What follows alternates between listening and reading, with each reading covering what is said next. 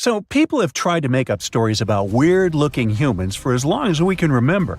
What's even weirder is that, over the years, people have even claimed to have proof of these mythical humanoids.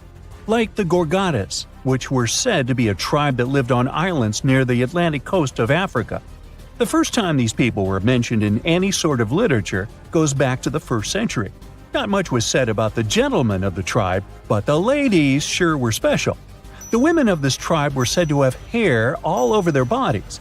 These days, scientists are almost certain people might have confused these humanoids with monkeys or apes.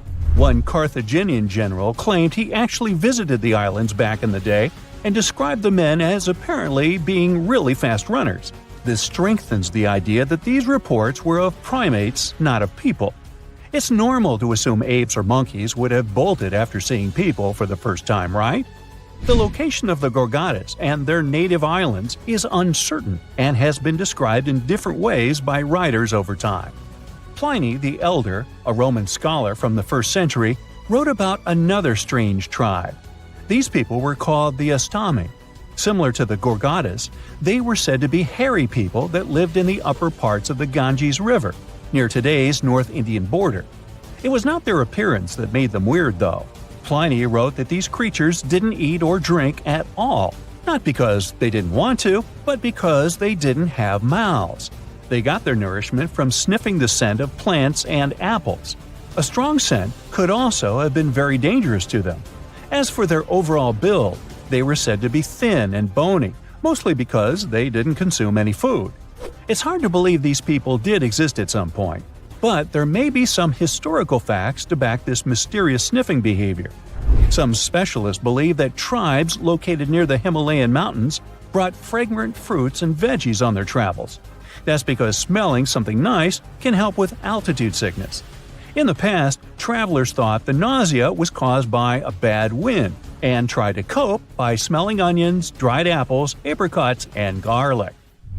Now, Pliny the Elder seems to have had a lot of fun writing about strange human-like species. In his writing, he also mentions a tribe of headless people, with their faces on their chests. They were popular in medieval tales too, and were also nicknamed chest eyes. They were said to live in mountainous and wooded areas of North Africa, surrounded by wild animals such as lions, elephants, and snakes. Herodotus, the Greek writer from the 5th century BCE, also mentions these people in his story, but since he is known as both the father of history and the father of lies, I wouldn't be so quick to believe his stories. As with many other myths surrounding mythical creatures, there is some truth to these descriptions. People that travel through the desert, like the Tuareg people, traditionally wear clothing that covers them completely, with spaces in the fabric just for their eyes and nose. It's because of this tradition where they believe it protects them from spirits while they're crossing the desert. It's no wonder these outfits might have misled the ancient writers into thinking these people were headless. This next mythical group was like the basset hounds of people, not because they had a good sense of smell or because they snored on the couch the whole day, but because they had ears so long they could cover their entire bodies at night. They were called the Panotti, and were said to be a tribe of giant-eared people from some unknown cold islands. They slept inside their big ears, and some said they could even help these people fly. Then there are the stories about weird monopods. You might have already guessed what those look like. The monopods were creatures in ancient mythology that had just one big foot. The word monopod translates to 1 foot in Greek. They were also called sciopod, which means shadow foot. That's because, according to some accounts, these people had feet so large they could use them as umbrellas to help them hide from the sun. They would simply lay on their backs with their foot up in case they were ever caught in the scorching heat. Never mind about the foot burn. They were first mentioned in a play in 414 BCE. Others wrote about traveler stories encountering monopods in India, and they described these people as having 1 leg, but one they could easily leap with to get around. No list of strange human-like creatures would be complete without mermaids. They're described as mythical beings who live in the sea and are usually depicted as having a woman's upper body and a fish's tail below the waist. In different cultures, the mermaid represents either life and fertility or danger and destruction. The earliest known mermaid legend dates back to around 1000 BCE.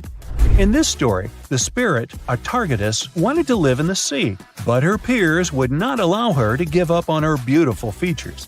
So they opted for that half-human, half-fish appearance. There are also folktales of mermaids in early Britain, but with no illustrations attached. In sailor tales, the mermaids can symbolize both luck and tragedy. Since sailors spent much time in the sea and they sometimes had nothing to do, it's no wonder they started to believe in figures that controlled the weather. Mermaids were seen as both attractive and dangerous, like the sea itself, reflecting the unpredictable and thrilling nature of water. We have no proof that mermaids exist today, but some people did their best to manufacture evidence over the years. Ever heard of the Fiji mermaid? It was a made-up creature introduced by American showman P.T. Barnum back in the 1840s. It was presented in New York, Boston, and London and gathered a lot of attention from the public. It was not the only one of its kind, and the weird thing is these fake mermaids weren't even pretty. Some of them were made by attaching fishtails to ape or monkey bones. The Dominican Republic has its own mysterious human-like mythological creature. This story tells of a woman who lives in the woods, described as having long, dark hair. But here comes the catch: she's said to have backward feet. Despite being quite short, her features are described as being extremely beautiful, especially her eyes. Her name is La Siguaopa. She's thought to be a nocturnal creature, and you can't predict her movements based on her footprints, because of the way her feet are positioned. It's also thought that to catch sight of her, you'll need to go looking for her at night, but only when there's a full moon. There's always a catch. And you'll also need a dog to help. There are many variations of her story, though. Other tales speak of a shy creature that runs away at the mere sight of humans. She's known to sleep in trees and feed on fish and fruit. Now, you'll mostly hear about dwarves in Norse mythology. In many Northern European tales, dwarves are described as being physically smaller than most people, but also as the best of blacksmiths. They were responsible for manufacturing powerful tools that helped many heroes in their quest. Some dwarves also possess shape-shifting abilities. They frequently took on the appearance of inanimate items like needles, as well as creatures like fish and otters. These dwarf stories may have some historical facts to back them up, too.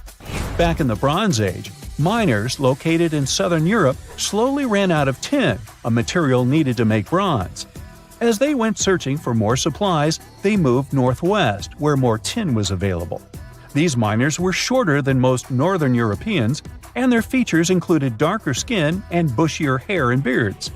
To top it all off, they had way better knowledge of metals and how to mine and use them to make necessary tools. It's no wonder that they might have really impressed the guests to the point they believed those miners were magic. In July 1990, 4 Czech guys decided to go on an adventure to find the Mongolian death worm, the creature that might have inspired the monster you've seen in the movie Dune. They say it lives somewhere deep in the Gobi Desert, so they flew to Mongolia, hopped into an ATV, and hired some local guides to help them. All that to meet a creature that is up to 6 feet long, can spit acid that could melt anything, and is capable of shooting electricity at those it doesn't like. Legend says that these friendly guys spend most of their days hiding underneath the sandy dunes, but they'd like to come out during the wetter months of June and July. So the timing for a spotting was simply perfect. But the crew needed to figure out how to lure the creature.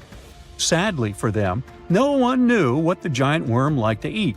So they built a thumper, which is a machine that made rhythmic pounding noises. They were hoping it would call the worm out of the ground. For 2 months, they searched the vast desert, crossing dunes and rocky plains, looking for any sign of the creature. But alas, it didn't really work out. Ivan McCurley, who was the leader of the 1990 expedition, came back to Gobi Desert again. He once tried to attract the megaworm with blasts, and the second time he used a small airplane to scout the dunes. Over the years, groups from America, Britain, and New Zealand organized big expeditions to the Gobi Desert to try and find the creature. Many others came from all around the world on their own and found nothing. The people in the West first found out about the megaworm of the Gobi Desert thanks to an American paleontologist, Roy Chapman Andrews. This brave man was probably the inspiration for Indiana Jones. In 1926, he wrote about the creature in his book. At a meeting with Mongolian leaders, Andrews heard detailed descriptions of the creature, even though none of them had ever seen it themselves. One of them described it as looking like a sausage, about 2 feet long, with no head or legs. According to him, the worm was so venomous that just touching it could instantly take your life, and it lived in the loneliest parts of the Gobi Desert. Andrews didn't think the creature was real, but he shared these stories again in another book. In May 2005, 4 friends from Great Britain who search for monsters professionally decided to try their luck. They made drawings of the worm and hired local people to hand out flyers all over the Gobi Desert. These flyers offered a reward to anyone who could give information about the worm or even bring them a specimen. They thought loud sounds that other explorers tried would scare the beast away. Some told them it likes damp conditions, so they came up with a plan to block streams of water to create wet areas that would lure the worm out. Their plan didn't work because it was too hard to build dams in the desert. They ended up using small traps, but didn't find any actual proof that the worm existed. But they did meet locals who shared interesting stories about strange creatures they had seen over 70 years. Over the years, stories of the monster spread around the world. In some of them, it's only 1 foot long. In others, it's as large as a human. It's white-gray or scaly and brown, or maybe fleshy and bright red. Someone said it resembled a snake, or maybe a caterpillar, or maybe it has wings and can fly. And some believe it could be a supernatural evil being without a body. Maybe the stories are so different, and the search operations are so fruitless, because the creature doesn't even exist. Or it could be one of many cryptids. Those creatures like Bigfoot, Yeti, the Loch Ness Monster, their existence has yet to be proven. In 1983, one scientist who was visiting the region heard that an old man had managed to catch the mysterious worm. He also learned there was a nest nearby. The scientist bravely approached the hole in the sand and put his hand inside. A giant creature dragged him in, and he was never seen again. Just kidding. He actually found a Tartar sand boa inside. It's a chunky, burrowing, non-venomous snake that has small eyes and gray-brown scales. He showed it to the locals to verify if it was the monster, and supposedly all of them said yes. Most Mongolians who know about the worm still believe it's real. Now, even though people call our supposed monster a worm, it's just what it sounds like in the English translation. Many Mongol cultures have used this word for centuries to refer to any animals they thought to be really dangerous, especially snakes, even non-venomous ones. So, it doesn't have to be a literal worm after all. Worms are soft and squishy, but a creature living in the harsh Gobi Desert would need to be tougher, more like a snake or a type of lizard without legs. Neither of these creatures can shoot electricity or spit acid like they say the death worm does. But some snakes, like cobras, can spit venom that's dangerous for people. If it were real, the creature would have a backbone, and explorers searching for it would likely find some bones or evidence left behind. And there are actually fossil remains all over the Gobi Desert. Scientists found representatives of over 80 dino groups here over the last almost 100 years. It all started with the world's first dinosaur egg nests. This discovery changed all the scientists knew about dinos. It was the first proof they laid eggs. In the following 2 years, the same expedition team unearthed over 100 dinosaurs and took them to the American Museum of Natural History, where you can still see them today. Some of them were swimming around in the Cretaceous Sea that used to be here about 71 million years ago. They resembled modern birds. The mystery of the megaworm is still unsolved, but there used to be another mystery scientists finally managed to explain. Back in the 13th century, a famous traveler, Marco Polo, not the guy from the swimming pool game, crossed the Gobi Desert. He thought he could hear mysterious noises, like the sounds of musical instruments such as drums. He wrote about it in his book and believed he might be hearing the voices of restless spirits.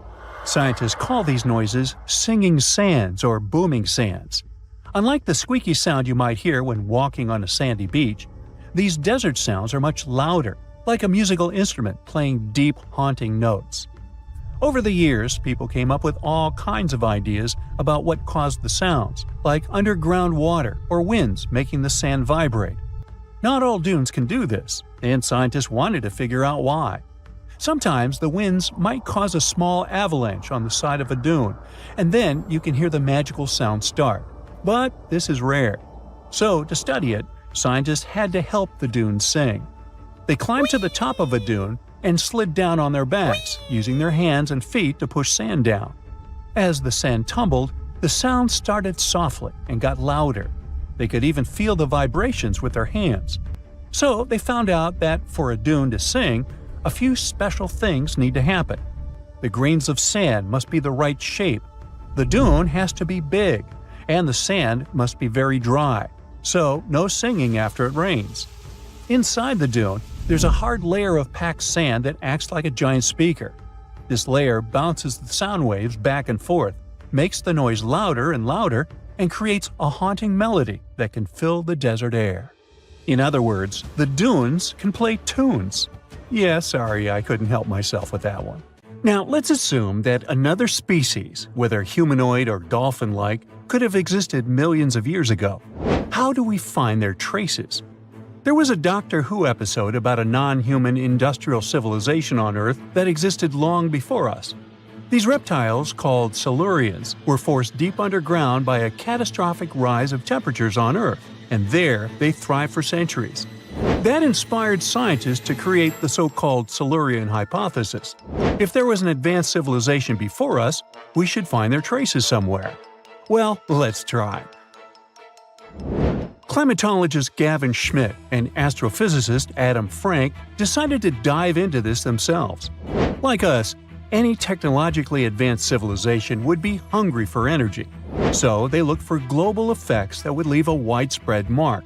For example, hints of large-scale industrial processes, like plants and factories, and their leftovers. Then comes the question of how long these civilizations would last. If they existed for a long time, we should look for long-lasting signs, like residues from burning fossil fuels, mass extinctions, synthetic chemicals not found in nature, and even traces of nuclear fission. Basically, we should search for the same kinds of things that humans are currently leaving behind as evidence of our activities.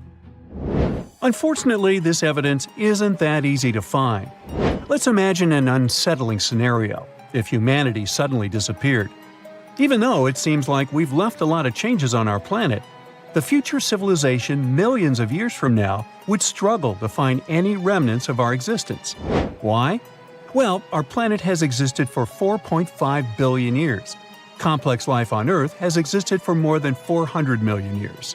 Compared to that, our industrial period only lasted around 300 years, and we haven't left any significant traces. Our record of Earth's history is full of gaps, especially the further back you look. The fossil record captures only some things, being very selective and incomplete. On average, one fossil emerges every 10,000 years, and dinosaur footprints are even rarer. Mountains rise, oceans change, and plate tectonics can easily wipe out evidence of entire civilizations. After a couple of million years, chances are any physical signs of a civilization would disappear.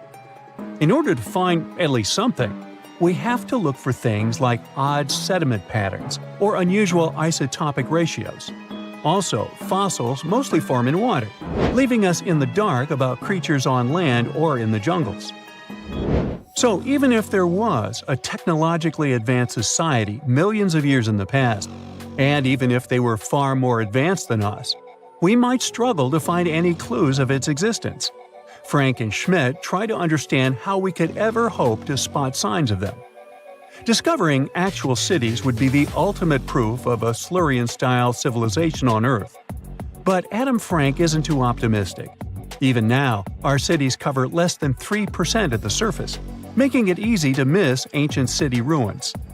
Whether a city survives over tens of millions of years depends on whether the land around it is sinking, getting locked into a rock, or rising, getting worn away by rain and wind. So, places like the French Quarter in New Orleans might have a better shot of making it into the geologic record than, say, Haight-Ashbury in San Francisco. When it comes to finding artifacts, the odds are pretty slim as well. No prehistoric iPhone would survive millions of years, fancy glass or not. Finding their fossilized remnants might be a bit more promising, but it's still tricky. Considering modern humans have only been around for about 100,000 years, it's quite possible that we might overlook any traces of an earlier advanced species. There is one thing, though. We could stumble upon their traces in rocks. Our current chaotic era might leave a distinct mark on the Earth's geological history, especially since we're basically experiencing PTM 2.0. I'll get to that in a moment. So they try to look at the changes in the carbon cycle. Humans have been releasing a lot of fossil carbon since the 18th century.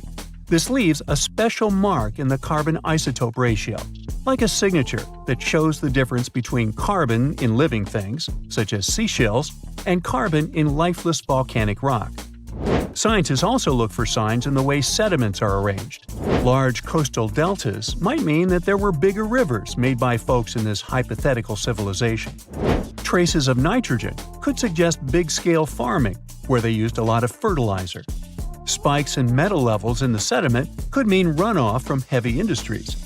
Of course, a single find like that wouldn't tell us anything. Schmidt says the key is to look for multiple signs together.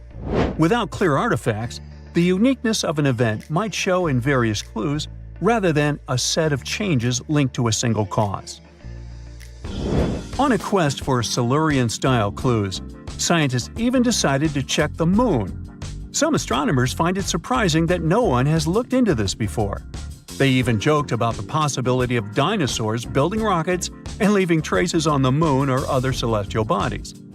These astronomers think that Earth-like planets tend to erase signs of civilizations on their surfaces. So they're exploring the wild notion that these beings might have been space travelers. In that case, remnants of their technology, known as technosignatures, could be lurking not only on our Moon but also on asteroids, or even buried on Mars. There they might endure for millions or even billions of years. Unfortunately, so far, despite digging into the past 380 million years and examining all suspicious events, the researchers haven't found a clear match for a technological civilization. They don't give up, though. Frank calls for more investigation. For example, we could study how modern industrial chemicals stick around in ocean sediments. This, he believes, could help us identify similar chemical traces in the Earth's history. If there are no traces, why do we even bother to find something like that? This research is based on Schmidt and Frank's recent papers. They were delving into the Anthropocene. It's the proposed epoch, dominated by human activities on Earth. It's full of these things called hyperthermals. They're prehistoric events when temperatures on Earth sharply increased over a relatively short time. They're like extreme heat waves from the past. A great example of this is the Paleocene-Eocene thermal maximum, or PETM for short. It happened around 55.5 million years ago and saw a rapid rise in global temperatures. Over 200,000 years, the average temperature on Earth jumped from about 9 to 14 degrees Fahrenheit. We study these hyperthermals to understand how they occurred, from natural causes or human activities. So, these hyperthermals sparked the genesis of Frank and Schmidt's research. To study them, scientists started examining chemical signals and tracers left in rocks. When doing that, Schmidt and Frank uncovered some eerie parallels between all the climate issues we have today and past periods of rapid temperature shifts. There's a close similarity between the PETM and other hyperthermal events. So all this work isn't just about solving a historical mystery. Understanding our impact on the environment can guide us to finding better ways to live in harmony with the planet and avoid becoming a forgotten species in the future. Our Milky Way is filled with lots of planets that could be just right for life, but we don't know if there are other civilizations out there. Earth is the only place we know of with living beings. About 200 years ago, people wondered if there might be civilizations on Mars. Back then, it was a real question. But once we got pictures from space probes, we decided there wasn't any evidence for it, and that idea got stuck in our minds. Now, it's not even considered a valid topic for serious science. It's seen as kind of silly. But no one has set clear limits on what could have happened on our own planet a really long time ago. So, even if there is no proof, we shouldn't throw away the possibility. Don't forget, it took humanity a while to recognize dinosaurs. Maybe Silurians are just patiently waiting for their time. You're walking down the street. You see a strange-looking antique shop called Ageless Trinkets of Mr. Bright. You're curious, so you enter there. You take a look at all the weird stuff. Suddenly, an old folded parchment paper catches your attention. It's a world map, but something's off with it. Instead of showing the countries as you know them, it shows the locations of 4 mythical lost worlds and civilizations. Mr. Bright, the shop owner, comes next to you after realizing your shock. This map won't let you find these places or anything, but I can explain to you the legends behind them if you want, he says. Let me begin with Atlantis. You might know it as Aquaman's underwater kingdom, but Atlantis, the fictional island, was actually first introduced in 2 of Plato's works. According to him, Atlantis was a highly advanced civilization that existed about 9,000 years before his own time, and its story had been passed down by poets, authors, and others.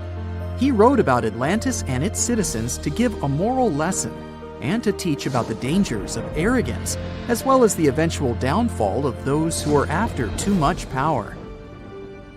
In his dialogues, Plato stated that Atlantis was a great and powerful empire that was respected in all parts of the world. It was founded by beings who were half deities and half human, and became a great naval power after a while. Being an island filled with gold, silver, and other precious metals certainly helped their case. But besides that, it was also known for its breathtaking architecture and state-of-the-art technology, as well as its countless rare and exotic wild animals. Atlanteans were proud of their great achievements and the perfection of their civilization, but their excessive pride was going to bring their downfall. They believed they were so superior that they could gain control over any nation. This led them to launch a series of invasions. They conquered many of the Mediterranean lands, but when it was time to enter Athens, Athenians pushed back with an extraordinary force, so the Atlanteans were finally defeated. Plato stated that deities then got angry at Atlanteans because of how wicked, greedy, and immoral they became. So they punished them by sending earthquakes, which caused Atlantis to sink beneath the sea. Although the earliest written records of Atlantis were Plato's works, some people still believed his story to be based on truth and tried to identify the island of Atlantis with actual countries. Some people suggested it may have been located in the Mediterranean Sea, near the coast of Spain or Italy. Others thought it may have been located in the Caribbean, off the coast of Central or South America, but there was no solid evidence to support any of these claims. One theory, in particular, seemed more plausible than the others, though. Located in the Aegean Sea, the island of Santorini was the home of a highly advanced Minoan society. However, due to a huge volcanic eruption, it was destroyed about 3,600 years ago, causing the Minoan civilization to suddenly disappear.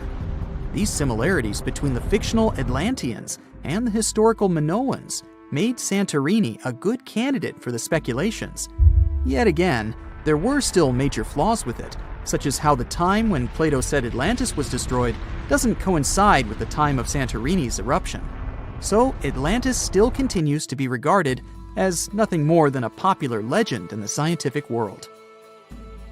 Now, let's move toward the northeast direction on the map, Mr. Bright says. According to Celtic Breton mythology, there once was a magnificent city called Ys, also known as Caris, that towered over Douarnenez Bay in France's Brittany region. It was the most wealthy city in the entire Atlantic. It was especially famous for its beautiful gardens and buildings, and its citizens were all living comfortably and happily there. Dahut, who was King Bradlon's daughter in Breton legends and literature, had a deep love for the sea. She begged her father to build a city at the edge of the sea, and that is how the city of Ys was established. Little did she know that she would be the one responsible for the destruction of her father's beloved gift. You see, since the city was surrounded by the sea, it needed to be protected by a dike equipped with floodgates, and these gates could only be opened at low tide. And the only one who had the keys to these gates was the king himself. One day, a handsome red knight arrived at the city, but couldn't pass the gates. Dahut was so taken by him that she wanted to let him in. She knew that her father was the keeper of the only key to the city, so she sneaked into his room and stole it from him. Then she gave it to the Red Knight so that he could enter the city and they could be together. However, the Red Knight turned out to be the Prince of Darkness, and he intentionally left the gate open to the raging sea. The waves soon swallowed all of Ys. King Gradlon was able to escape on his magical horse, but Dahut couldn't. She turned into an evil mermaid who lured sailors into the sea. Today, if you go to Quimper, a city in Brittany, northwest France, you can find the statue of King Gradlon riding on his horse. Although the city of Ys is a legend, Brittany coast locals believe that on the days when the waters are calm, you can still hear the tolls of the city bells deep under the sea, if you listen carefully. Mr. Bright then points at the Indian Ocean on the map and says, "Now, have you heard about Lemuria?"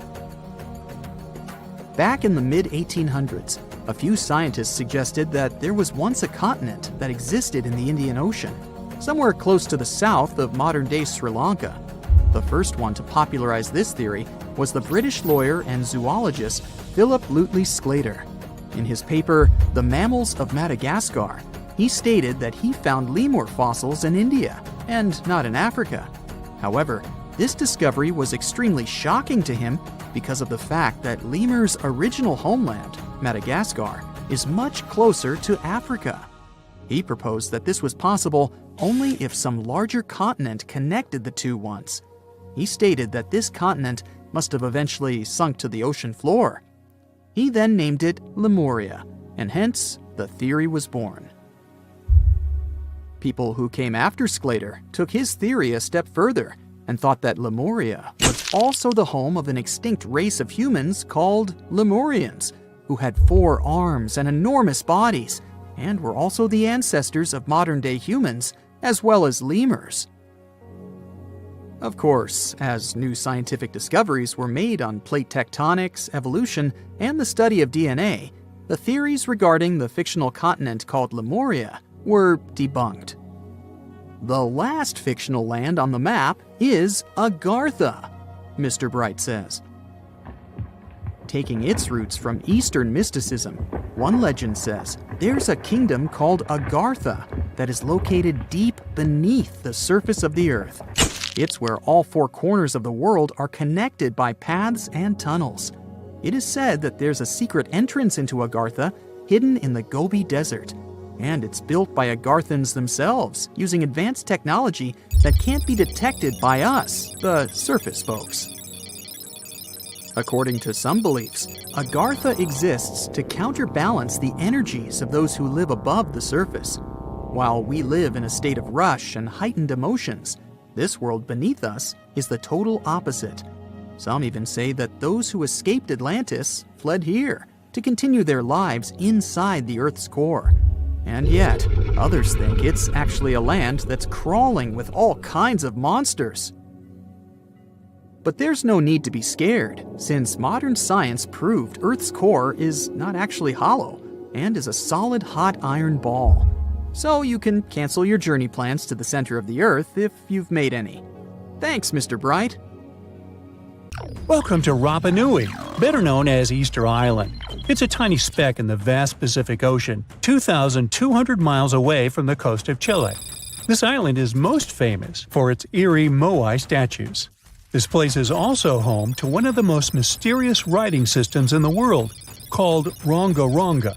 We found it on 27 small wooden tablets. For years, historians have been arguing about the true history of these tablets, and now we might have found the truth. Humans first set foot on this island in the 12th century.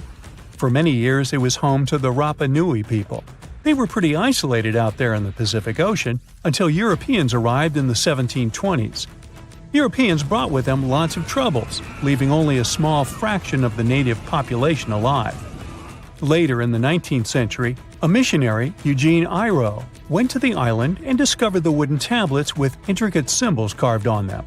He wrote how marvelous they are, but there are hundreds of them on the island, and that they can be found in every household. But unfortunately, not all of them survive to this day. We've only got 27 of them. Some of them were heavily weathered, burned, or otherwise damaged, and now they're scattered all over the world in museums and private collections. Some of the language's artifacts were carted off to Tahiti and then to Europe by Europeans, leaving none behind on Easter Island itself. The 4 sacred tablets found their home in a congregation in Rome. They were the ones used in the recent discovery. For years, historians have been arguing whether this writing system was made up by the islanders themselves or they borrowed it from Europeans. To find the truth, they decided to use a technique called radiocarbon dating. All organic materials, like wood, charcoal, and so on, contain a tiny amount of a radioactive form of carbon called carbon-14. When life comes to an end, things stop taking in carbon-14, and the amount they had starts to decay over time. By measuring how much carbon-14 is left in a sample, we can assume how old this sample is. This is how we learn the age of many fossils and artifacts. So, they looked at the age of some Rongorongo tablets. 3 of them were crafted from trees grown in the 18th or 19th century, which aligns with the arrival of Europeans. However, one of them is older than the Europeans' first visit to the island. There are 2 reasons to believe that Rapa Nui people created this writing system themselves. First, Rongorongo works differently from European languages. Decoding it is a pretty hard task. Unlike English, this language boasts over 400 unique glyphs, none of which resemble any known writing system. There were many attempts to decipher this language, and none of them were successful so far. And second, one of the tablets is shown to be from around the 15th century, before the Europeans arrived. The problem is that radiocarbon dating can only tell us when the wood the tablet was made from was cut down, not when the writing was put on it. And since we've only got one tablet to go by, this isn't enough to be completely sure. On the other hand, why and where would they preserve cut wood for over 200 years just to grab it and write something on it one day? But anthropologists and historians say that it's possible. Scarce wood resources might have led the islanders to reuse old driftwood, which could be centuries older than the writing itself. This is known as the old wood problem in archaeology. Plus, the tablet looks very preserved. It was maintained to protect it from wood-damaging insects, humidity, and so on. That's why it survived over the centuries. Whatever is written on it, it was probably important for the Rapa Nui people. Now, all of these are guesses and clues, but scientists are cautiously optimistic. They believe that Rongorongo could be one of the rare instances of independent writing invention, like those of the Sumerians or the Egyptians. But we need more evidence. In the Rapa Nui language, Rongorongo means to recite or to declaim. Not everyone could write, only a select few. Probably only the elite of Easter Island, mostly men, knew and could read this written language. After colonization, none of them survived. So now we have to rack our brains trying to figure out what's written here. First, scholars can't agree on what type of script it is. We aren't even sure that this was their language. But even if it was, we don't know whether it's a primitive form of writing or a fully developed system. In the 1990s, a linguist, Stephen Roger Fisher, believed he might have cracked the code of Rongorongo's structure. His idea was that these tablets conveyed cosmogonies.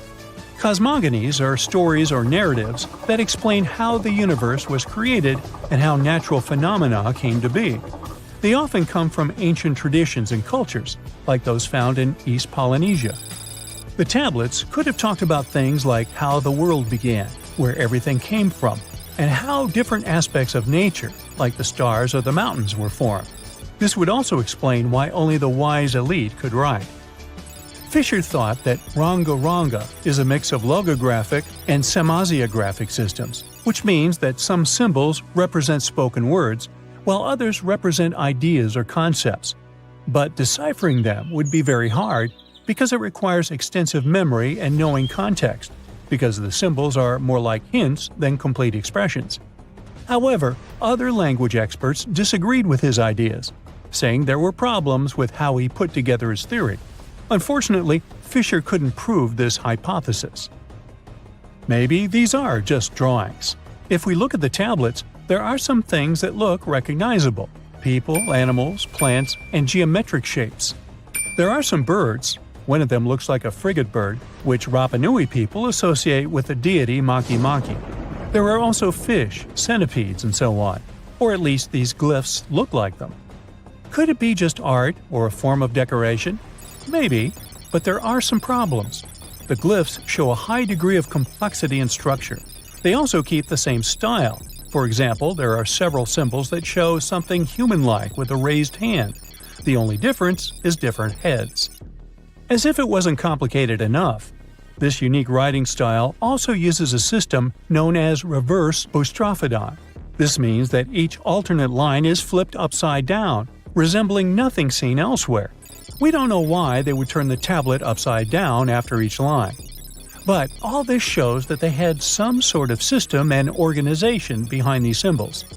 Plus, it seems like they use these tablets every day for some practical purpose. But there's some hope for the future. New technology, like AI and other computer programs, might help us understand lost languages. We already started creating algorithms that could help us solve other mysteries, like the Voynich manuscript.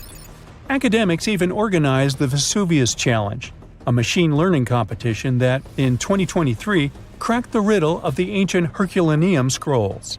The scrolls were buried under volcanic mud after the catastrophic eruption of Mount Vesuvius in 79 AD. In real life, the scrolls are very fragile, so deciphering them would be a very hard task. But with digital scanning and machine learning, it's much easier. They have a rich history.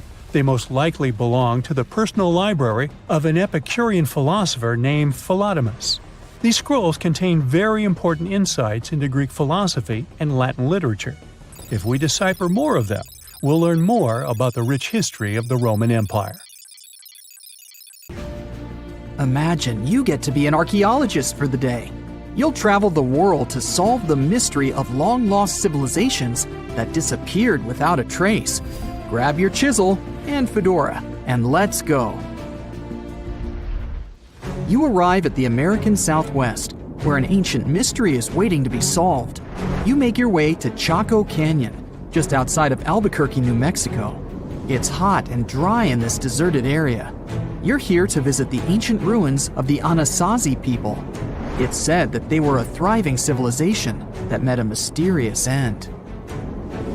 You hike a few miles before you begin to make out the shape of dwellings, constructions built of stone in the middle of the canyon. This is Pueblo Bonito, a 10th century complex that contains as many as 800 rooms and stands over 5 stories tall. The buildings are beautiful and made from sandstone. To access the complex, its inhabitants built a 400-mile network of roads, some of them 30 feet wide. You can't wrap your head around the fact that it was built so long ago. Everything looks so well preserved. The Anasazi reigned over the so-called Four Corners region from 100 CE to around 1600 CE. During this time, they built a civilization that sprawled over 30,000 square miles, including Colorado, New Mexico, Utah, and Arizona. Standing inside a huge kiva, an underground ceremonial chamber, you wonder what happened to the Anasazi people. Scientists have analyzed tree rings and found out that the Anasazi population lived through a period of great drought. The drought is believed to have lasted 23 years, and there was possibly no rain at all during this time. This definitely affected their livelihood, from malnutrition to battles over food and resources. But was it enough to make 30,000 people flee their homes? Researchers say these people left their homes with their belongings still in place. Ladles were left in ceramic bowls. Granaries were full of supplies. It was as if they intended to return, but never had the chance to come back. For many years, archaeologists have believed that the drought was the reason for the disappearance of this thriving society. But there's other evidence that shows a different story. Anthropologists say that the ancestral Puebloans, as they are also called, were an exemplary population. They were peaceful and lived together in harmony. But that's not what their architecture shows. They isolated themselves from the rest of the world by building their settlements so high on top of cliffs. And they built walls and other security structures in order to protect themselves. What were they so afraid of?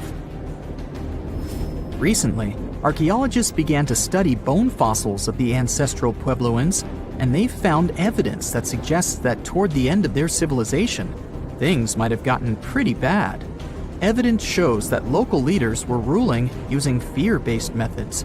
Severe punishment started to be inflicted on those who did not follow their strict rules. Why this happened is still a mystery, and you might need many other excavation trips to find out the truth. It's lucky that your next destination is really close by. Still in New Mexico, you'll visit the Blackwater Draw. It's a national prehistoric site that holds the story of the Clovis people. You're shocked to find out that the Clovis are possibly the oldest humans to have inhabited the U.S. They were the first humans to allegedly cross the Bering Strait and follow the ice-free trails down to the U.S.'s southern plains. Try to picture what this area looked like when the Clovis people roamed this land.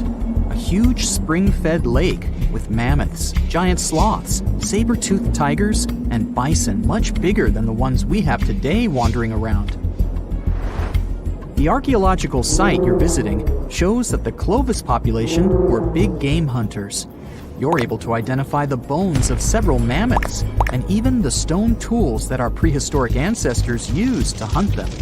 Some of these date back to 13,000 years ago, aka the end of the last ice age. You're presented with two possible theories on the disappearance of the Clovis population. It's possible that during the final 1,500 years of the last ice age, changes in climate caused a shortage of food. Scientists also believe that this situation was worsened by overhunting. Another theory suggests that a large meteor hit North America, and this was enough to alter the climate and make the Clovis people migrate southward to try to survive. But the truth is, there's no evidence that any of that happened. Next, you'll fly to the Pacific Ocean, to the mysterious Easter Island. This place has left us with many questions, from the building of 13-foot-high face statues to the sudden disappearance of the Rapa Nui people who inhabited the area. You approach the island at Anakina, a white sandy beach on the island's northern shore.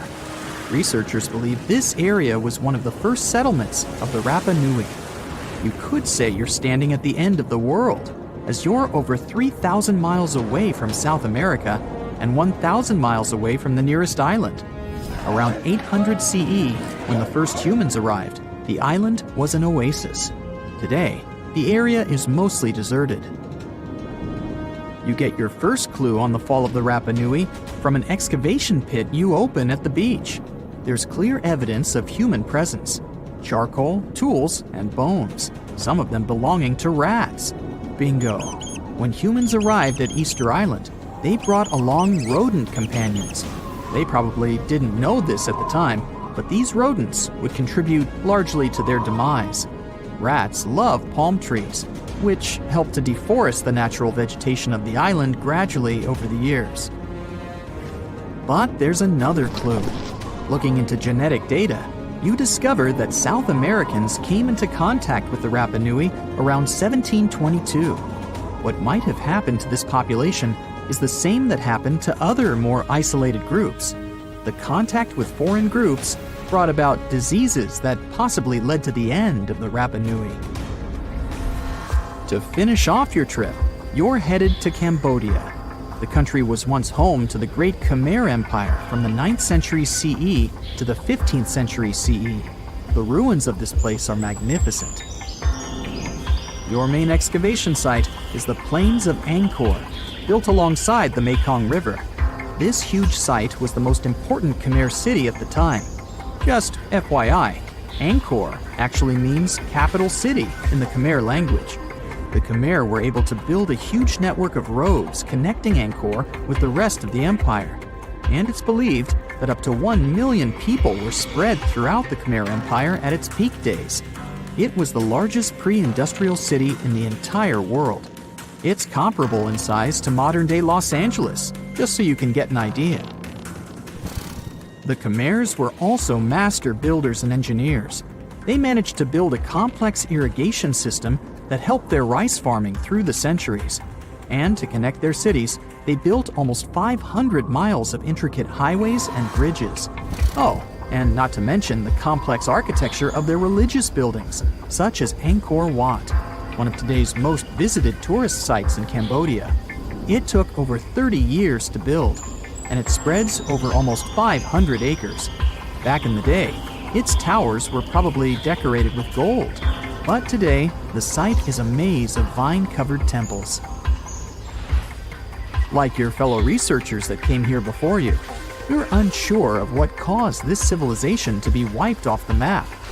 One possible guess has to do with the climate in the region.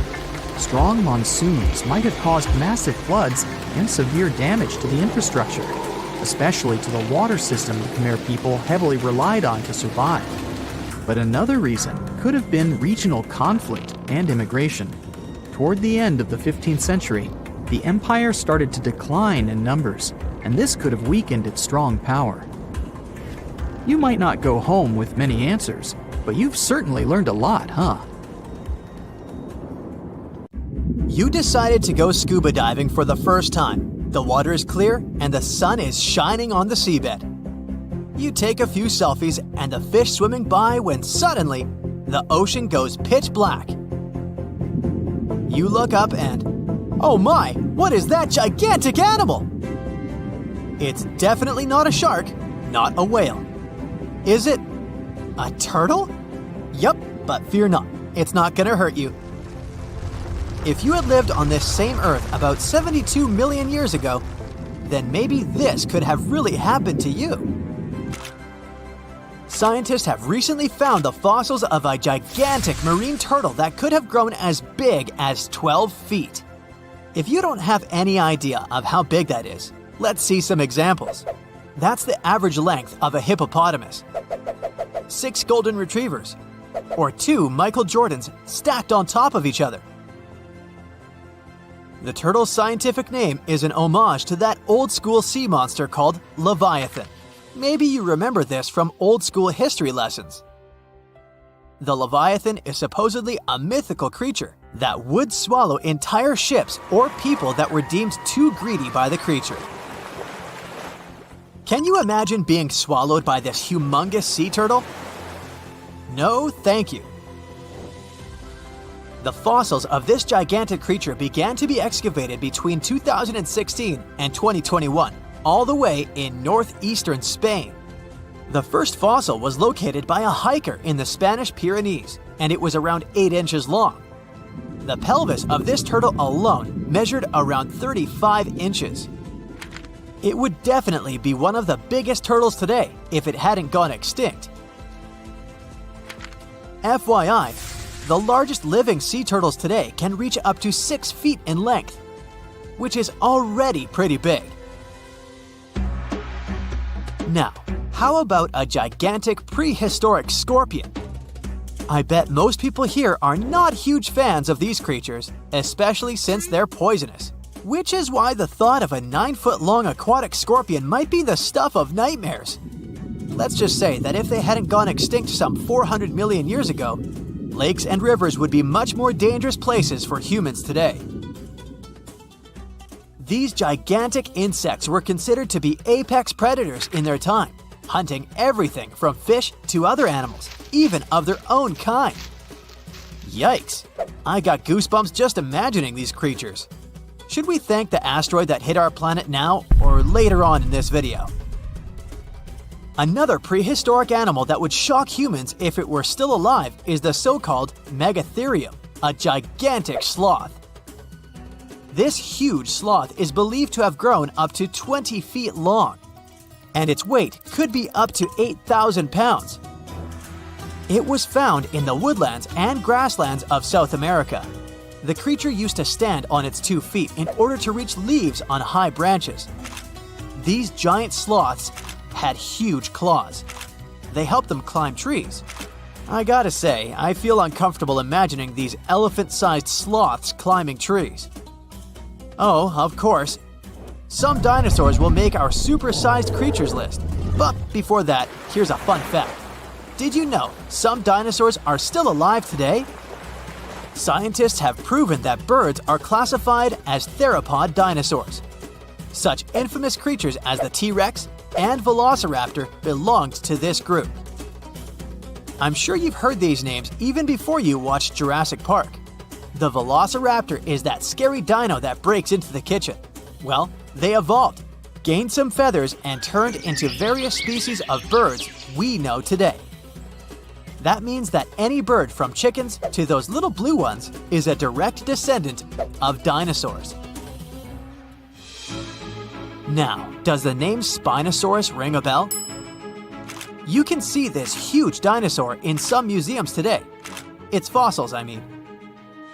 The Spinosaurus was one of the biggest land predators to walk Earth. Actually, to walk its land and water, since scientists believe that this dino was semi-aquatic. It fed mostly on meat, which means humans would be its natural prey if it lived today. This meat-eating dino lived around 90 to 100 million years ago.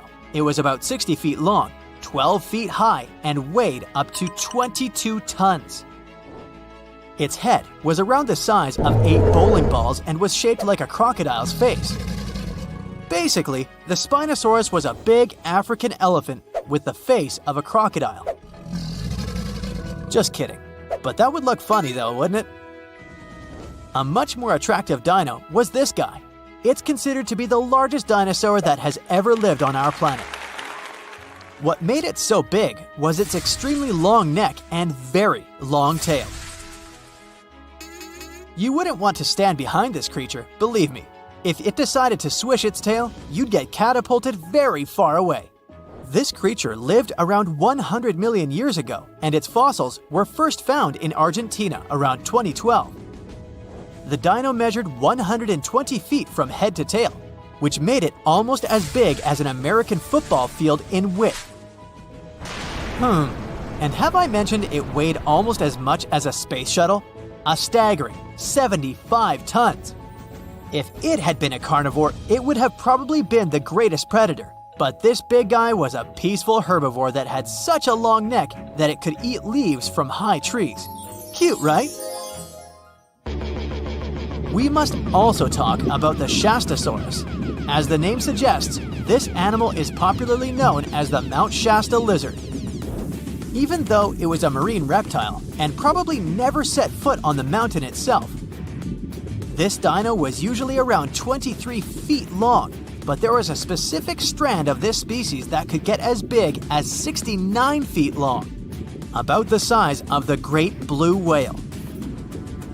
This made it the biggest marine reptile to have ever lived.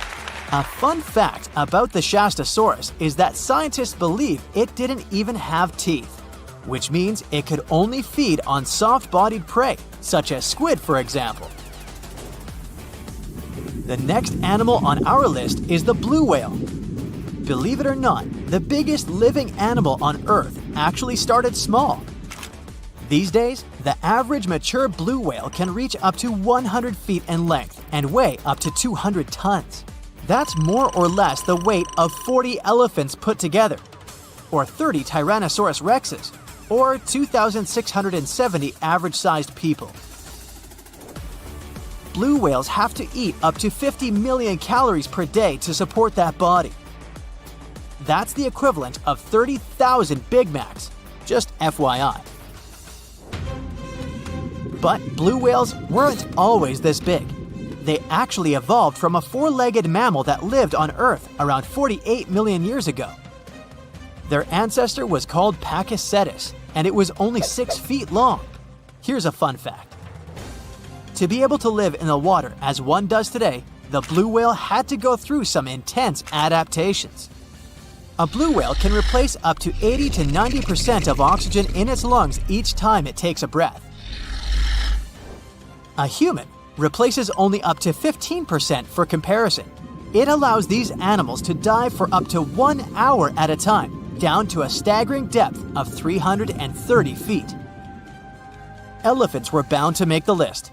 Elephants are currently the largest land animals on Earth. They can grow to be about 13 feet tall and weigh up to 7 tons. That's pretty small if we compare it to the other animals that once lived on Earth, right? But if we placed a 6-foot-tall human next to an elephant, we'll see it's not at all that small. African elephants are bigger than their close relatives, Asian elephants, and they have a similar lifespan to humans, up to 70 years. Pokemon might have made us collectively wish that salamanders were real-life dragons, although they're not. They can still be pretty cool, though. There's a giant species of salamander that is known to be the largest living amphibian. They can grow to be as long as a regular-sized human, reaching up to 6 feet. I bet that wouldn't be a pleasant underwater encounter. We've all been afraid of the dark at some point in our lives, haven't we? I mean, do you remember getting tucked into bed by your mom or dad after they read you some scary fairy tale with monsters and dragons, or even dinosaurs? But just as your parents were about to turn the lights off and silently step out of your room, you remembered. What if there was something hiding under your bed? Or worse, what if some spooky creature was stuck somewhere in the closet? You could probably get up and check, but it was too dark out there. Wouldn't it be great to have some source of light that would come from within your body? You could always use it whenever you get surrounded by darkness. Unfortunately, as humans, we aren't able to do that. But there are a bunch of creatures out there that can, in fact, light themselves up. That's thanks to a little something scientists call bioluminescence. Animals and fish living in the ocean tend to have this talent more often than others. And you can find these creatures anywhere, close to the surface or deep down at the bottom. 2.5 miles deep if you have a knack for numbers. These creatures use their light for a lot of things, like communicating with other members of their species, luring in prey, and even scaring away enemies. Bioluminescence is basically an organism's ability to emit its own light. Chemistry has a lot to do with it. Such animals use 2 chemicals, one called luciferin and the other called luciferase. Add a bit of oxygen and bam! Light! Should you ever wonder if you actually observe bioluminescence or if someone just dropped a glow stick in the ocean, be on the lookout for neon blue, green, or even red sparkles in the sea. They're usually spread over a large area. This can even make the water look like glitter or a starry sky. You can thank squid, tiny crustaceans, and algae for this romantic atmosphere. Now, I've got another unusual phenomenon for you. How about a golden waterfall? I'm not kidding, it actually exists, and it's a natural phenomenon. To see it, you have to drive to Yosemite National Park to the Horsetail Fall. Make sure to plan your trip in winter or early spring. That's the only time during the year when you can see this awesome phenomenon. It doesn't need any scientific explanation. It's nothing more than sunlight at dusk hitting the waterfall in such a unique way that it makes it look like a river of lava. Or gold, your choice. That's the reason why during this time of year, the Horsetail Fall is also named the Fire Fall.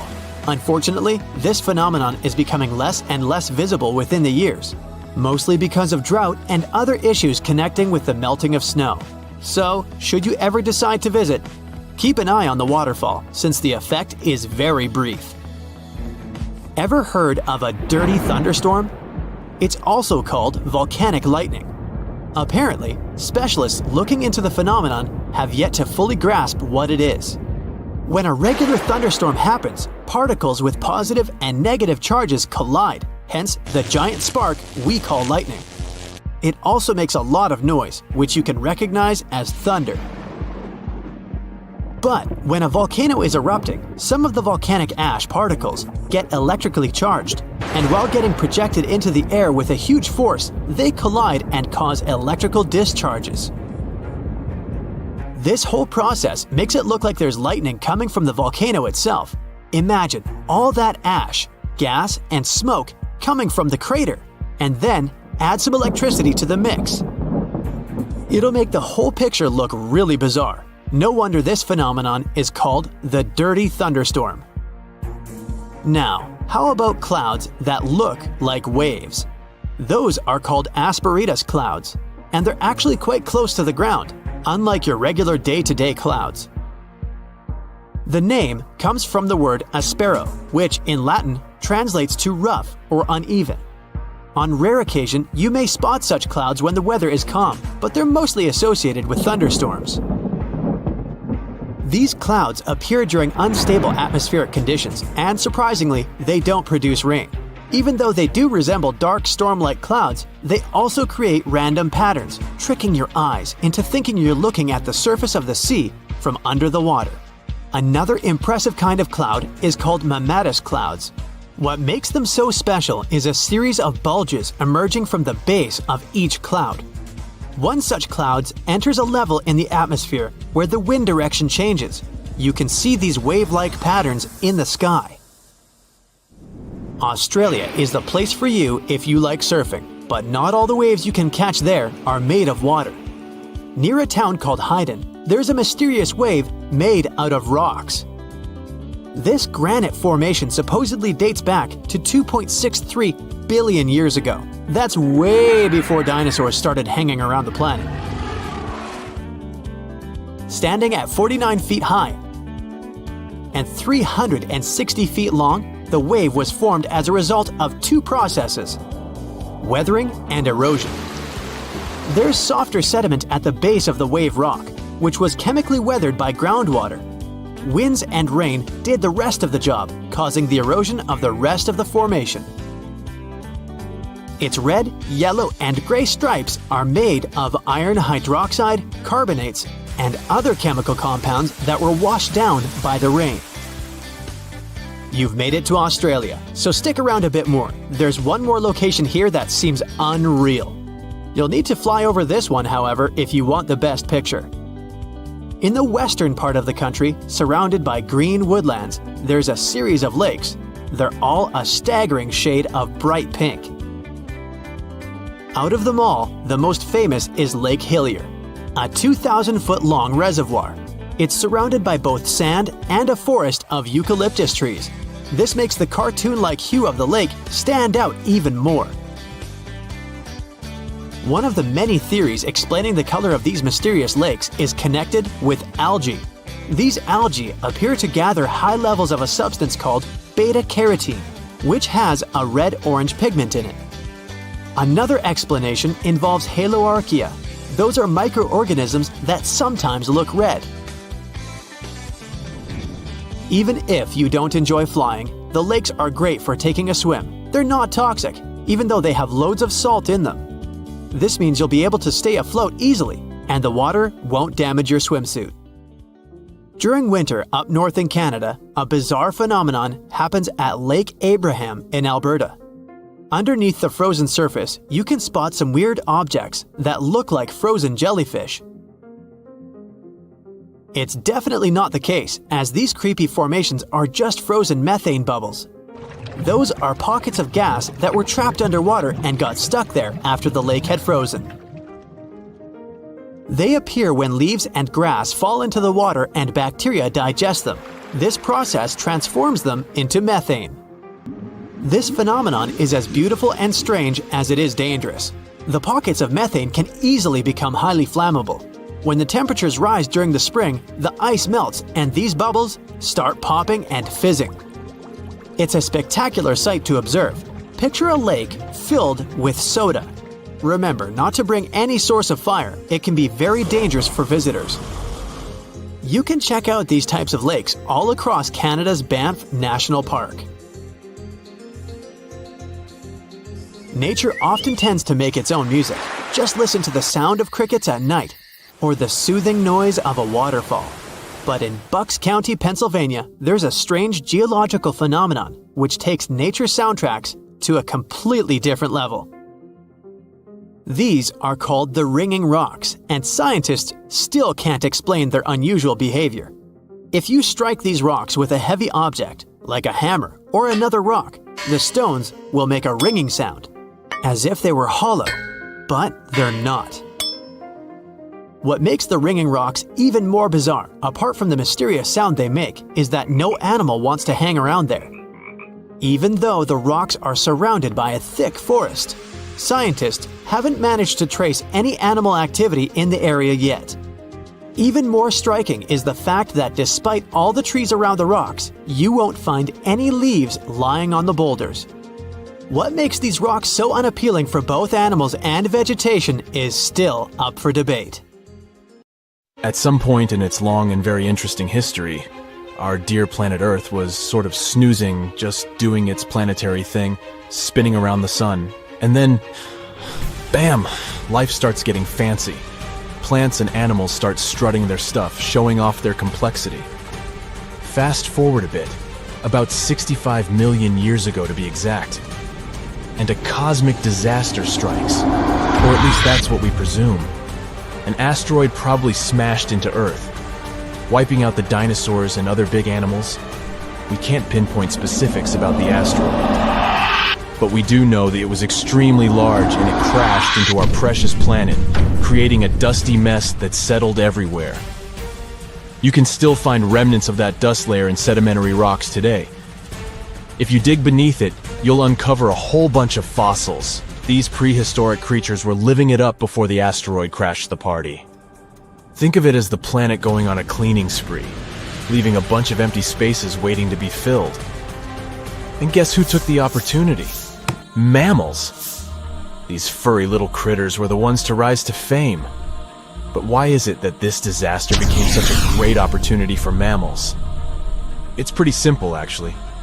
With no big bullies around, they grew, multiplied, and had a population expanse. All kinds of mammals joined to fill in the blanks. Primates, rodents, basically, the whole furry gang. We're talking about placental mammals, marsupials, and even egg-laying mammals, adding some serious variety to the mix. We like to think of primates as our closest relatives here on Earth. What's their story? Well, around 63 million years ago, just a couple of million years after the dinosaurs' final dance, the primates decided it was time for a family reunion. They split into two groups, the dry-nosed primates, who became the cool monkeys and apes we know today, and the wet-nosed primates, who went off to become lemurs and aye-ayes, hey-hays. The fun didn't stop there. About 58 million years ago, the dry-nosed primates began their own little mission. One special guest called the tarsier, arrived on the scene, featuring big eyes that were perfect for late-night shenanigans. This tarsier took a different path from its primate relatives, embracing its unique niche and evolving separately. To this day, the tarsier is the only primate that feeds exclusively on meat. These little guys have a taste for insects, small birds, rodents, and even lizards. But that's not all that makes them unique. Their eyes are twice the size of their brains. Also, their heads can do a full 180-degree spin, just like an owl. Because of their features, the tarsiers are the true kings and queens of the night. With their superpower of ultrasonic tracking, they can spot their prey instantly. Plus, their legs and feet are like springs ready to launch them into action. They've got this special ankle bone called the tarsus, which gives them those epic leaping skills. Hence the name, if you were wondering. But let's leave these little critters to rest and get back to our story, shall we?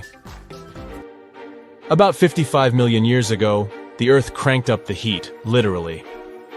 This sudden hot pod was a bit too much for many deep ocean dwellers and plants to handle, and they bid their farewells.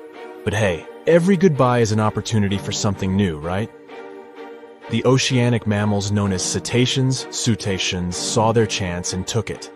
They splashed into those empty niches, becoming the rulers of the sea. In this category of creatures, you can find the blue whale and the dolphin. A special primate guest made an appearance around 47 million years ago. Scientists now affectionately call the fossil of such a creature Ida. This little wonder caused quite a stir, initially hailed as the missing link in human evolution. But here's the hilarious part. It turned out Ida was not one of us dry-nosed primates, but a cheeky wet-nosed one. Moving forward to 40 million years ago. This is when another big event happened in the primate world. The New World monkeys, our distant cousins, decided to take a different path and branch off from our lineage of Old World monkeys. They packed their bags and set off to conquer South America, where they're still living it up today. What's the difference between the two, you might ask?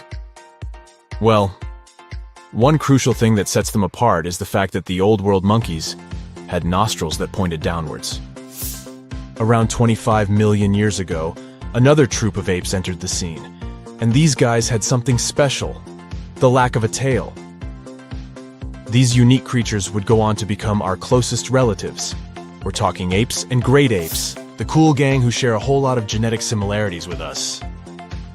The first ape to break free from the monkey madness was the gibbon. About 18 million years ago is when this little acrobat swung into the picture. A few million years later, the great apes made their grand entrance too. Orangutans were the pioneers, venturing into the wilds of southern Asia. We're getting closer and closer to the present. It was 7 million years ago when the great apes took a major fork in the evolutionary road. One path led to our ancestors, the future Homo sapiens, and the other path led to chimpanzees and bonobos. These two primate branches remained united for a few million years before finally going their separate ways. 5.6 million years ago, a game-changing ape called Ardipithecus made its way into our evolutionary history. It had a special talent, bipedalism.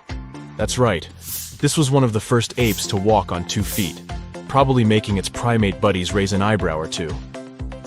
The real showstoppers, however, arrived around 4 million years ago, the Australopithecus crew. These were the earliest members of the Hominina hominina subtribe, our tribe. What made them so special? Well, probably the fact that they brought some serious tools to the game. Stone tools, to be precise. It seems that at some point in their evolution, these clever primates started using stones to make their lives easier. Now here comes a crucial turning point in our story. About 2 million years ago, our ancestors faced a food shortage. Survival of the fittest was the name of the game, and 2 strategies emerged. Group 1 went for stronger jaws, allowing them to chomp on tough foods like nuts. Group 2 had a different idea. They opted for weaker jaws, but bigger brains. They wanted access to a wider range of food options. Obviously, the bigger-brained group took the prize. And here's where our gang comes into play. Around 2.5 million years ago, a type of primate also known as handyman made its mark on history. These clever beings had larger brains and knew how to put those neurons to good use. About 1.9 million years ago, a new star emerged, Homo erectus. These creatures not only walked upright, but also had brains that were almost twice the size of the handyman's.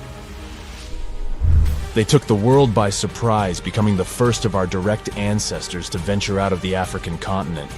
They even knew how to tame fire. Approximately 700,000 years ago, the world witnessed a culinary revolution. The earliest evidence of cooking appeared. And around 500,000 years ago, our ancestors decided it was time to become a bit more fashionable, donning the first evidence of clothing.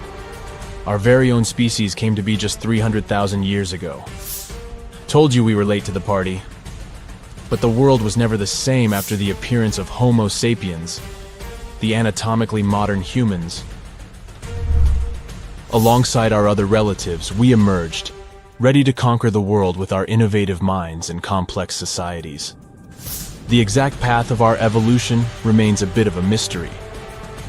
But what we do know for sure is that Neanderthals joined the party around at some point too.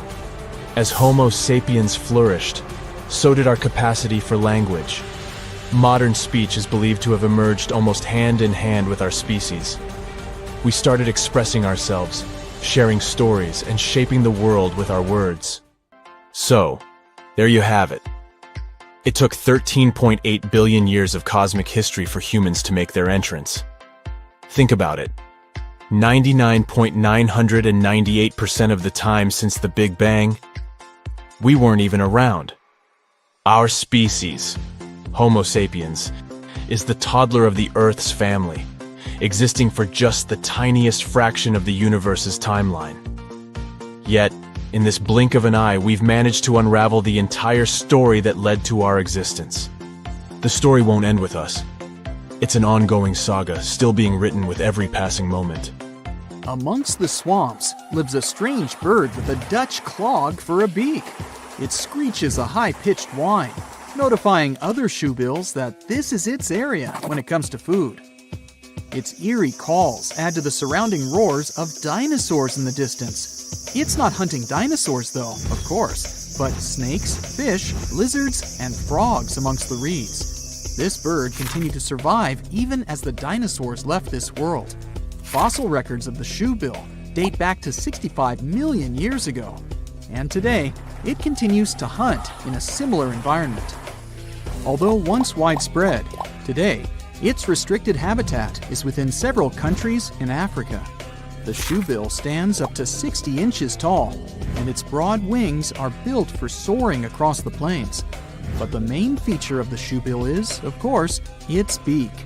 Ancient in appearance, it's gone unchanged for ages. Its huge bulging bill measures up to 9 inches, which makes it the third largest among all living birds. The upper mandible of the beak ends with a sharp nail, perfect for its prey. It lets the bird take them out with an instant peck. With a wide range of food at its disposal, it's known as one of the most terrifying birds. Its hunting behavior is still as effective as it was millions of years ago, which has made its survival possible. It feeds mainly on aquatic animals, fish, frogs, lizards, and even small crocodiles. So there's always been plenty of options at its own all-you-can-eat buffet. Surprisingly, their relationship with humans is a pretty chill one. That's why they're so popular among birdwatchers. This cool guy is just standing idle, staring down the lens, as if to say, "I've seen a lot worse than you." Lurking under the water in many countries around the world, another opportunistic hunter lays low beneath the shallows. Meet the saltwater crocodile. With an appearance that just straight up tells you it's ancient. It's been around for over 240 million years. Once appearing a lot larger, they've always had a reputation of taking down whatever came too close, even dinosaurs. They survived many catastrophic events and have continued to adapt to each of them. As they continue to evolve, they've become the ultimate survivalists as we know them today. Still, they sit within their territory, waiting for anything to enter, even humans.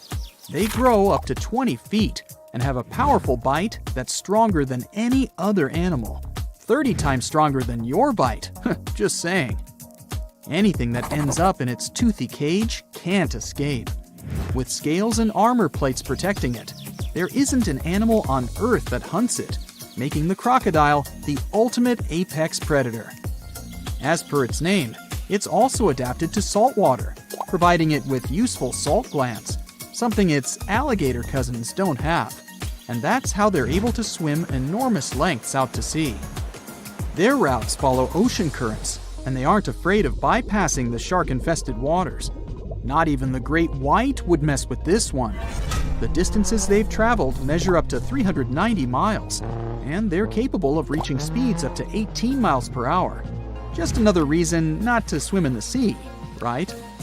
The next creature on our list has been around for up to 145 million years. These pesky little things have been feeding off warm-bodied animals. Can you guess what I'm talking about? Lice. Those guys originated in the Cretaceous period, between 145.5 and 65.5 million years ago, when they used to feed on dinosaurs once upon a time. And then, they have continued to remain a constant annoyance to most species. Currently, there are 5,000 different species of lice, each one having a taste for a different animal. They feed on all birds and mammals, except for pangolins and bats. Lucky them. They are an obligate parasite, which means they cannot live unless they live off another life form. Living their entire lives to reproduce on their hosts, lice will change their color to match the fur or feather of their new homeland. But how do you get lice as a human?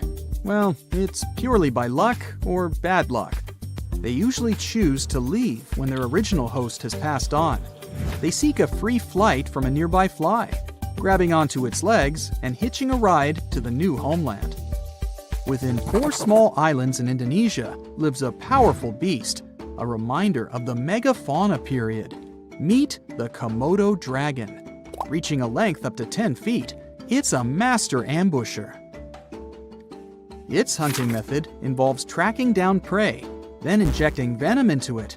As the prey escapes, it will track it down as it slowly tires and then feeds on it. And that's how it's managed to survive for millions of years. But it has strangely disappeared from other parts of the world. These islands weren't always its home, and it's only been here for the past 4 million years. Originally, the dragon's ancestors came from Asia, but migrated south to Australia 40 million years ago. And with a great range and variety of food, that's where they grew to their massive size. Then, some 25 million years later, a collision with continental land masses occurred between Australia and Southeast Asia. Taking the opportunity, they spread even further, as far as East Timor. As the islands became separated, the Komodo dragons continued to flourish in their new lands. Without any competition, they could maintain their normal hunting methods. Unfortunately, in Australia, they all eventually disappeared due to competition from humans. Another ancient species is really intriguing, not only because of its appearance. Let me introduce it to you, the coelacanths. Scientists found the only evidence of their existence in their fossils. It made us believe they disappeared 410 million years ago. So, you could imagine the surprise when they were discovered in 1938, idly swimming along the east coast of South Africa. It's truly a fossil that's come back to life. It gave us a great opportunity to not only further understand this species, but to answer many questions about some of its relatives. Growing up to 6.5 feet, they have a lifespan of up to 100 years. But what's strange is, they have 8 fins. They're the oldest known living member of the lobe-finned fish.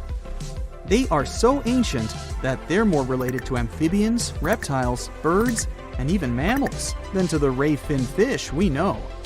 Armored with strong cosmoid scales and with a hinge on their jaw that allows them to open their mouth very wide, they are truly ancient-looking creatures. But they did evolve slightly differently than their ancestors, although they still look the same. They once lived in much shallower waters and originally used lungs to breathe. After the dinosaur age, they had to move into deeper waters to feed and gradually upgraded their lungs to gills. And it was this new ability that ensured their survival. Let's go even further back, to 480 million years ago. You wouldn't think that anything that existed back then could possibly still be alive today. But the horseshoe crab is not only still on this planet, it's almost identical to its ancestors. Its whole body is protected by a thick plate with spikes pointing outwards. It has 10 eyes scattered around its body. 2 are used for finding mates, and the remaining 8 act as light receptors. There is also a long tail. Although it looks menacing, its only use is to simply help flip itself back the right way up if it gets knocked over. Its design is so effective that whatever constant changes the planet has provided, it survived. Although they look like they could be related to a lobster, they're actually closer to spiders and scorpions than crabs or crustaceans. With a healthy diet of clams, crustaceans, and worms, they find enough to eat along the coasts of the Atlantic, Pacific, and Indian Oceans. They also feed on algae, so it makes sense why they manage to survive many food shortages caused by world events. With all the traits of the horseshoe crab, who knows, it might even outlive humans. Well, Here's to the next 480 million years. There are entire communities of unusual tiny organisms that live in lagoons in Patagonia, and they are some of the first forms of life ever. No one had known about them until two scientists, Brian and Maria, went to explore certain areas in Patagonia. Now, Patagonia occupies nearly half of Argentina, and few people live there. Only some farmers and sheep ranchers that mostly stay near rivers and grow things such as apples, pears, and alfalfa. A long time ago, it was a wild and distant place where Indian tribes lived. But this time, we're going to follow the tracks of life forms that appeared long before humans and look closer at these interesting microorganisms Brian and Maria found. Those two had to drive for 9 hours on some rough roads to reach their destination. They stayed in a small village. Only 35 people live there. These people depend on just one spring because it almost never rains there. On the last night in the village, Brian realized that satellite images he had taken had shown a set of lagoons that were only 10 miles away. The next day, the small team jumped into a car and went up the road as far as they could until it became too difficult to drive. They continued hiking the rest of the way. It was hard because they had to carry water to deal with the intense sunlight. In some spots, they ended up sinking up to their knees in a slush made of salt. Up there were 12 lagoons with perfectly clear waters. The place itself didn't offer much except for very acidic and salty water and intense direct sunlight. But it was kind of like traveling back in time, because those conditions were like what Earth looked like many, many years ago. When Brian examined the lagoons, he was surprised to see many unusual microorganisms there. We call them stromatolites, and they're so small we can't even see them without a microscope. But they get together and form large communities. In the past, many unusual species lived this way. For example, cyanobacteria. They were important back in their time because they produced oxygen. Earth, in its initial stages, didn't have much of this gas in its atmosphere. The first stromatolites might have been formed by diverse types of bacteria that didn't necessarily produce any oxygen, but were just living their peaceful life there. They formed layers, piling on top of one another, so that at least some of them could get a bit of sunlight. They used sand and sticky liquids to stay close together. Brian was also incredibly surprised because those were the biggest living stromatolites he had ever seen. Living stromatolites usually grow to be over 3.3 feet high, but the newly found ones were 15 feet wide and a few feet tall, which is giant compared to those living in other places. And fossilized ones were even larger. A long time ago, they could grow bigger than today because there weren't many other species that could eat or harm them. Also, there are many other organisms today that can grow faster and more massive than them and take up their space. That's why stromatolites can only survive in rare places where hardly anything else can live, like in these very salty lagoons located high above sea level in Punta de Atacama. The stromatolites found there are the most famous ones because they might be some of the best examples of the earliest life on our planet.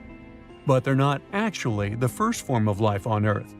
The oldest of their fossils are 3.5 billion years old, while some other evidence we have tells us that life on our planet appeared around 4.1 billion years ago. Maybe some stromatolites lived back then as well. But Earth has changed a lot since then, and the places where they might have lived haven't survived. Now, all this may not seem like a lot at first glance, because no one has found an exotic and weird beast our world has never seen. But these are notable examples of what searching for life somewhere else in the universe might look like. Scientists who are interested in studying Mars often come to this place, since it might be similar to what the red planet looked like an exceptionally long time ago. If there were fossils hidden in the ancient rocks on Mars, they might look like these stromatolites. Another faraway land has revealed some of its secrets. It's Antarctica, with an ancient lost world found under its ice. Antarctica hasn't always been this frosty, isolated land of snow and ice sheets. Once it used to be part of the Gondwana supercontinent, together with what is now South America, Africa, Australia, the Arabian Peninsula, and the Indian subcontinent. But at some point, it split off and went to build a life on its own. It formed as other landmasses started to move away, which created its coastline. But Antarctica was different in many other ways back then too. It used to be a land covered in magnificent forests and rivers full of life.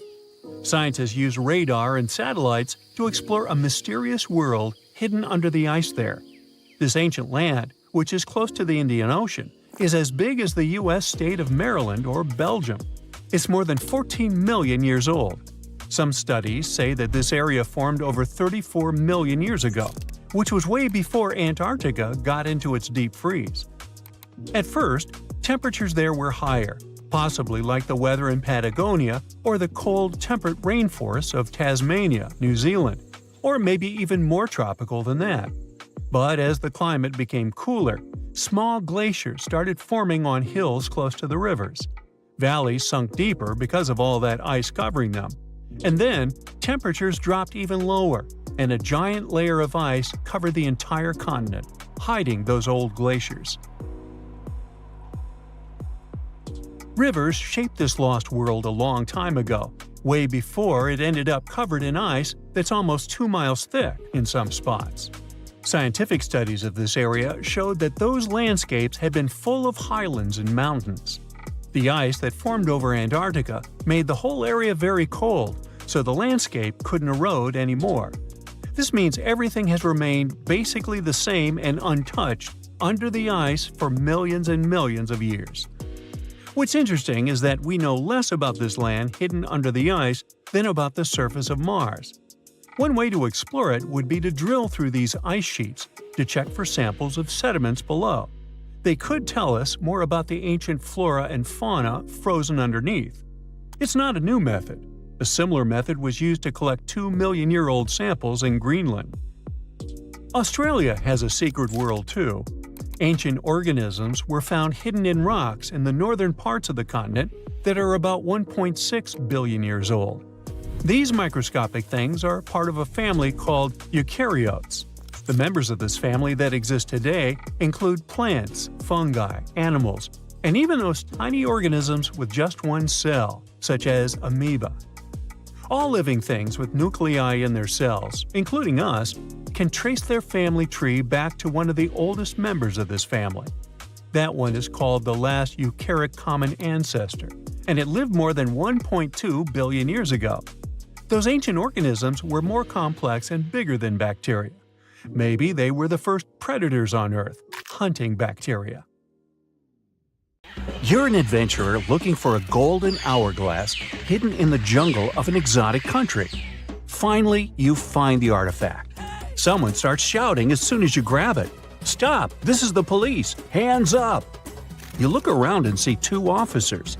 You turn the hourglass over and fall into a suddenly formed portal that takes you through space and time. "Hey you, stranger, don't move! What are you doing in our temple?" You look around and see 2 guys with swords. They're the police of ancient Babylon. The vast kingdom in Mesopotamia was the first in history to invent a list of laws and punishments for their violation. The list of these laws was called the Code of Hammurabi and contained 282 laws. They were carved on stone pillars around the 10th century BCE. The laws had rules about the family and behavior in society, and generally were similar to the laws of modern civilizations. The authorities of Babylon created special police squads consisting of locals. Their goal was to monitor public order and ensure no one broke the law. Some records of the squad's work have survived to this day. They talk about how the ancient police stopped noisy feasts, monitored tax payments, and searched for thieves and looters. In general, their routine was similar to the routine of modern police. They guarded temples and made sure that nothing was taken from them. You're now in their temple, holding the golden hourglass. The sand pours down, and you teleport to another place. It's the 14th century. You're in Nigeria, on a hot plain under the scorching sun. You hear someone approaching you from behind. "Stop! Don't move! Your fate will be decided at the meeting." 2 Okonko guards. members of the Ibu ethnic group, walk to you holding spears. Okanku consisted of rich and poor people, young and old. They were the judges of justice and ensured that no one violated the laws. Each village had its own Okanko squad.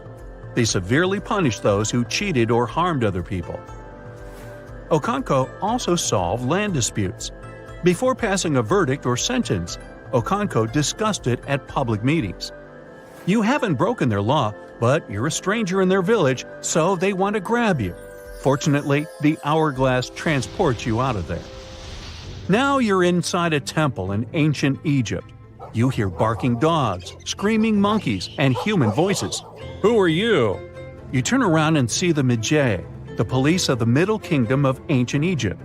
These experienced guys with swords patrol the streets with dogs and even monkeys. They were residents of the neighboring kingdom of Nubia. Still, as the territory of Egypt expanded, they offered their services as the guardians of order.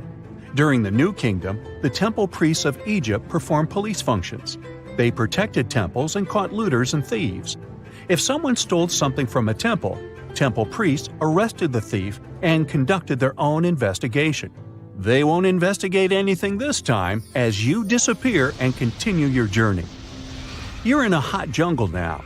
You can see large stone buildings through bushes and trees and hear a flowing river and people's voices. You're next to a large agricultural area. It looks like a modern civilization in a tropical forest. But this is the 15th century, and you're in the Incan Empire on the South American coast. Police officers are called tokrikokes here, which means the one who sees everything. Two tokrikokes pass by you and don't tell you anything. The Incan Empire had a developed legal system, and no one could arrest you just like that. The one who accused another person of violating the law had to be above the rank of the accused. Therefore, tokrikokes were the most senior people in cities. They kept order and also conducted a population census. Their duties also included the distribution of land and the construction of roads and bridges. They held all court proceedings publicly and punished those who committed serious violations. But for petty hooliganism, people were just subjected to public censure. Here, you feel safe thanks to the harsh but fair laws. But the hourglass is restless and takes you to ancient Greece. And to be honest, you're out of luck because the Cryptia of Sparta is in charge here. These tough guys got trained in duels from an early age and developed incredible strength and endurance. Yeah, everything is as we've seen it in the movies. The Cryptia means hidden. This police force always acted cautiously and quietly to deliver a crushing blow. They didn't have armors or big swords. They were wearing light clothes and had sharp knives. The Cryptia kept order and made sure farmers paid taxes and shared their harvest. Also, the Cryptia suppressed any rebellions among people. Unlike the people in other countries, the Cryptia worked at night and rested during the day. Well, it's daytime, so no one will arrest you. But if it were night, you would hardly be able to escape from the Spartan police. You teleport to ancient Judea, where a fair judicial system was highly valued. Each city had its judge and 2 trained soldiers under their command. They were called Judean shotarim. These fighters were excellent at archery and sword fights. Their duties included checking and setting market prices and resolving private property and public safety issues. Dogs in every house should be chained, there should be no pits on the street, and the sale of knives and swords should be strictly regulated. Any violation of the law was investigated and dealt with in court. The locals really appreciated this order and paid for it as taxpayers. Now the Golden Hourglass takes you to 15th century West Africa. You're in the Songhai Empire. This was one of the largest countries in West Africa with first-class police called the Kadi. Serious violations were punished cruelly, so people were afraid to break the law. The Kadi were government officials appointed by the king.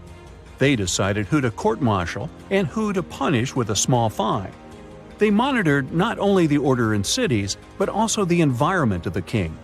If someone wanted to commit treason or overthrow the ruler, the Kadi found out about it and neutralized the threat.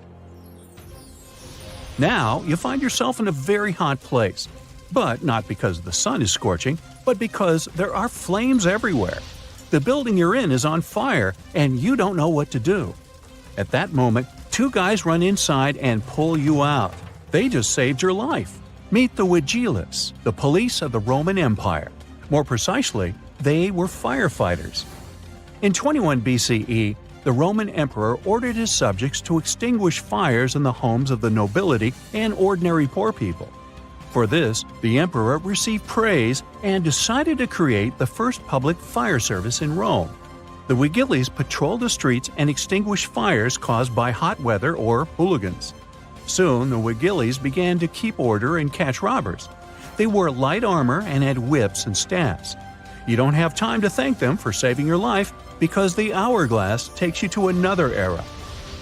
The Mauryan Empire, which lasted from 321 to 185 BCE, was the first empire of ancient India. You don't have time to do anything as two big guys grab you and blindfold you with a rag. They're taking you to interrogation. Every city in this state had a police chief and his team called Gops.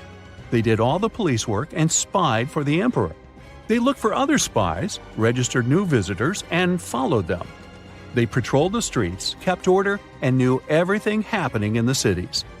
They're going to put you in a cage, but you disappear right from their hands. You finally return to the 21st century. There's no more sand in the top part of the hourglass. So you ponder committing a small robbery to see how modern-day police will respond. But then the hourglass reappears and drops you into prison so you can get a close-up view. Then you wake up.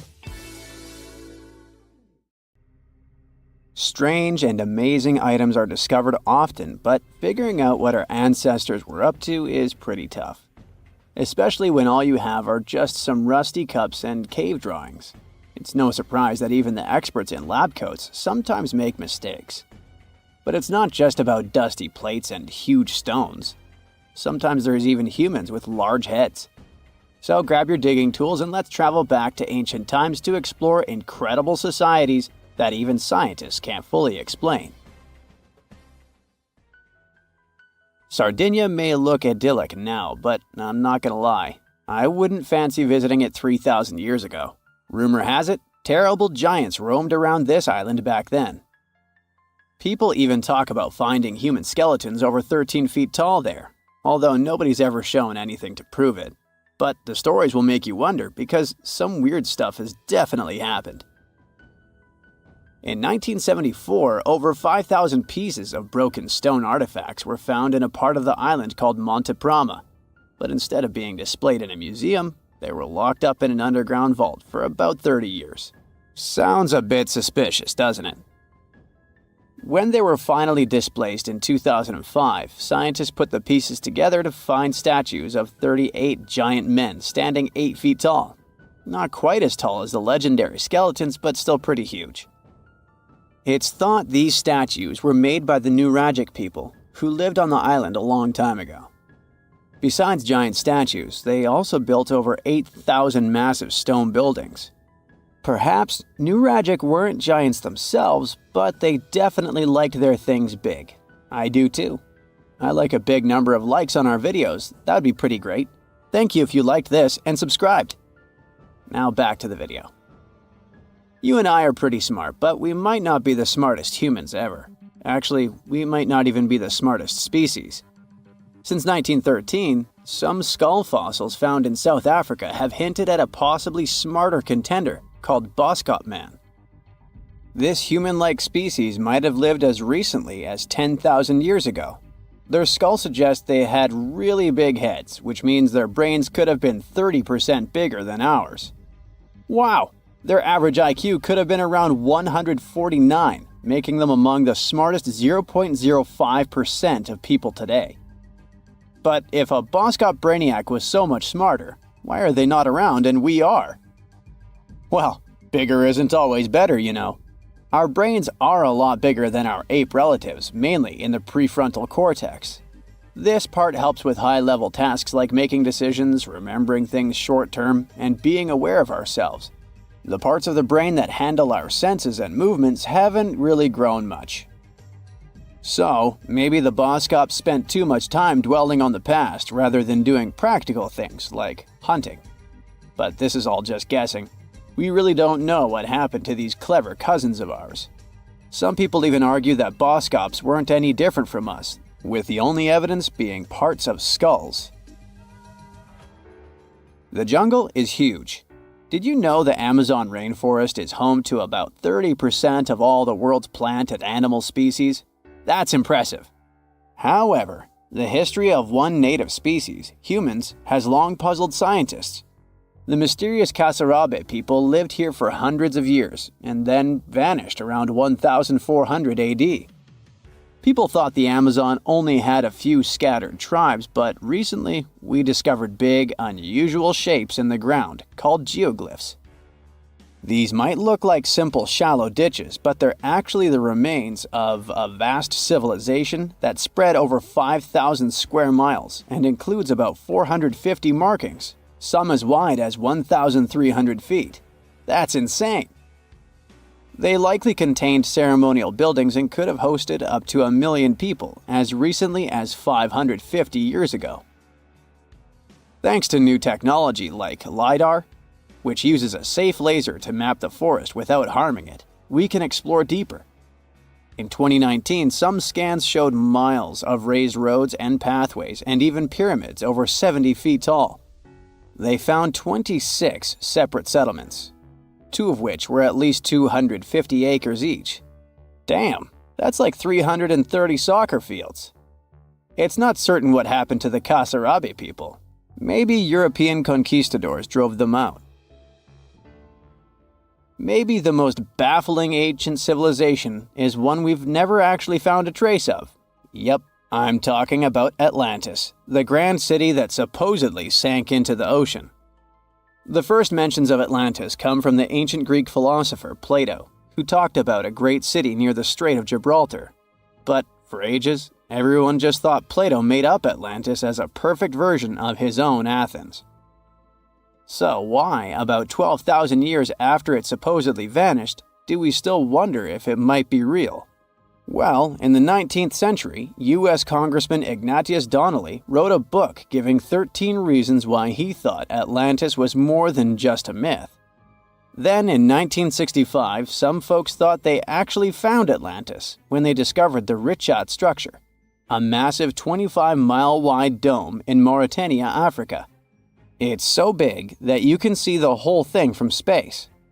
2 astronauts flying over the Sahara Desert spotted this giant eye staring back at them and thought they'd made the discovery of a lifetime. Unfortunately, there's no solid evidence linking this structure to Atlantis. It's believed to have formed from volcanic activity about 100 million years ago. But it does look suspicious, doesn't it? Still, we're no closer to knowing the truth. Imagine going back to about 3,300 BCE and finding yourself in South Asia.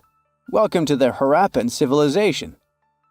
These people were way ahead of their time. They had cities like Harappa and Mohenjo-daro, complete with baked brick houses, sophisticated drainage systems, and even public baths. This place might have had over 5 million people, making it one of the densest regions at the time.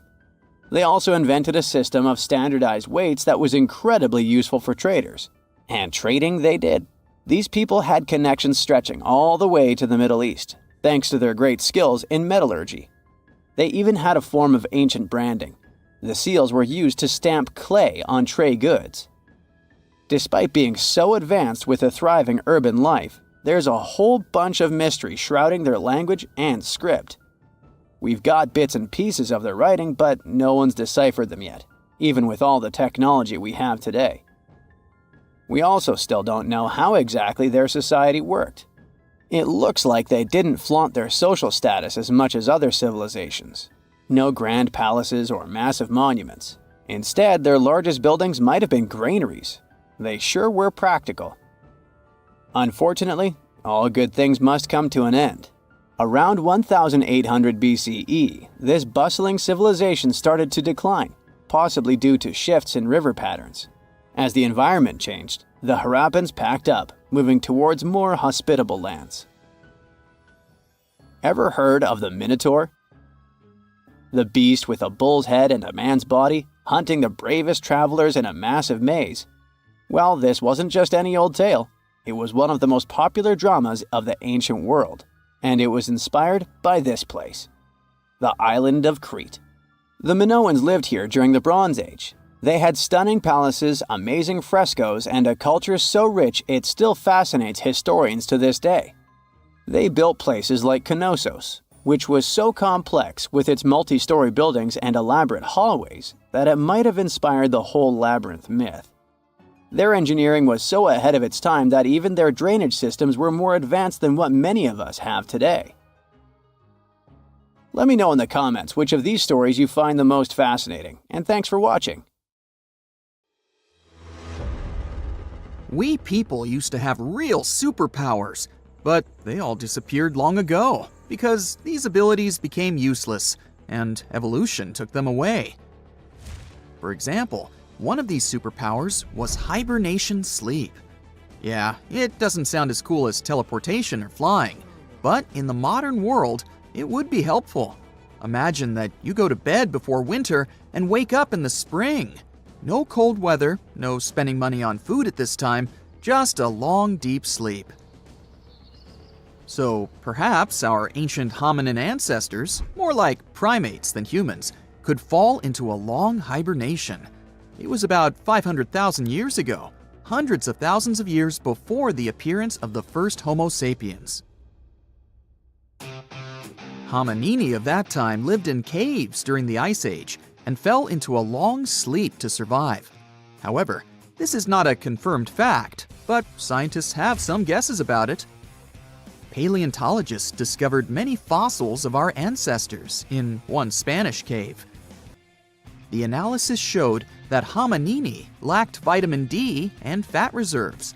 These strange indicators showed that the inhabitants of these caves could be in a state of hibernation. Perhaps their metabolic processes slowed down and their fat and vitamin reserves were depleted to support life during a long sleep. Of course, such an ability could be useful in the modern world, but it has several disadvantages. Let's look at the example of bears and what problems they can face during hibernation.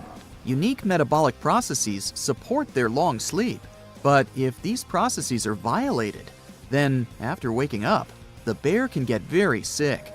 This may happen because of an insufficient amount of fat and food reserves. Another ability from the past would help save thousands of dollars for modern people. This ability is strong and healthy teeth. Today, we have dental clinics, high-tech equipment, hundreds of types of toothbrushes and toothpaste, mouthwashes, and much more for the health of our teeth. Despite this, ancient people had stronger and healthier teeth. More powerful jaws and sharp teeth allowed them to chew on hard meat, and the immunity of the oral cavity didn't allow bacteria to develop. But then, agriculture appeared. People started to eat grains.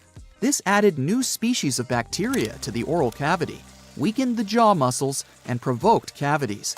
Teeth became more fragile, but they got the most severe blow when people discovered sugar. Sweets added a lot of problems to teeth health. Previously, teeth worked as a tool for processing hard materials, but then we began to eat soft food, meatballs, and fried chicken, and the strength of teeth became meaningless. Evolution took that away from us. Our ancestors were taller, stronger, more agile, and more resilient than we are. A couple of days spent in the fields while hunting mammoths were the equivalent of a month of regular training in the gym. People were not obese. They ate natural food and looked like athletes. But why were they taller? What influenced bone growth? Over the past 10,000 years, the changes in growth were most noticeable. But this trend has changed in our direction in the last few centuries. People have started to get taller. It's difficult to determine the exact cause of such changes. It can be genetics, environment, lifestyle, nutrition, or modern technologies. So, 40,000 years ago, Cro-Magnons hunted and gathered in Europe. They were better developed physically, thanks to this lifestyle. Their ancestors migrated to Europe from Africa, which was the reason for the tall growth. Longer bones were helpful for adaptation to the hot African climate, but after 30,000 years, the growth of people sharply decreased because of the onset of cold weather and the development of agriculture. Our ancestors went through times of famine, and their bodies shrank over time to adapt to a meager diet. In addition, living next to livestock provoked the emergence of new diseases. All of it affected the appearance of ancient people. There are almost no such problems now. You can eat healthy food, receive medical care, and take vitamins. All this allowed us to grow a few inches taller. But one change in the human body still remains a mystery. We have the most advanced civilization in history today. People become professionals in neuroscience and thermonuclear physics, create powerful computers, have access to all the knowledge in the world, and study the boundless depths of space.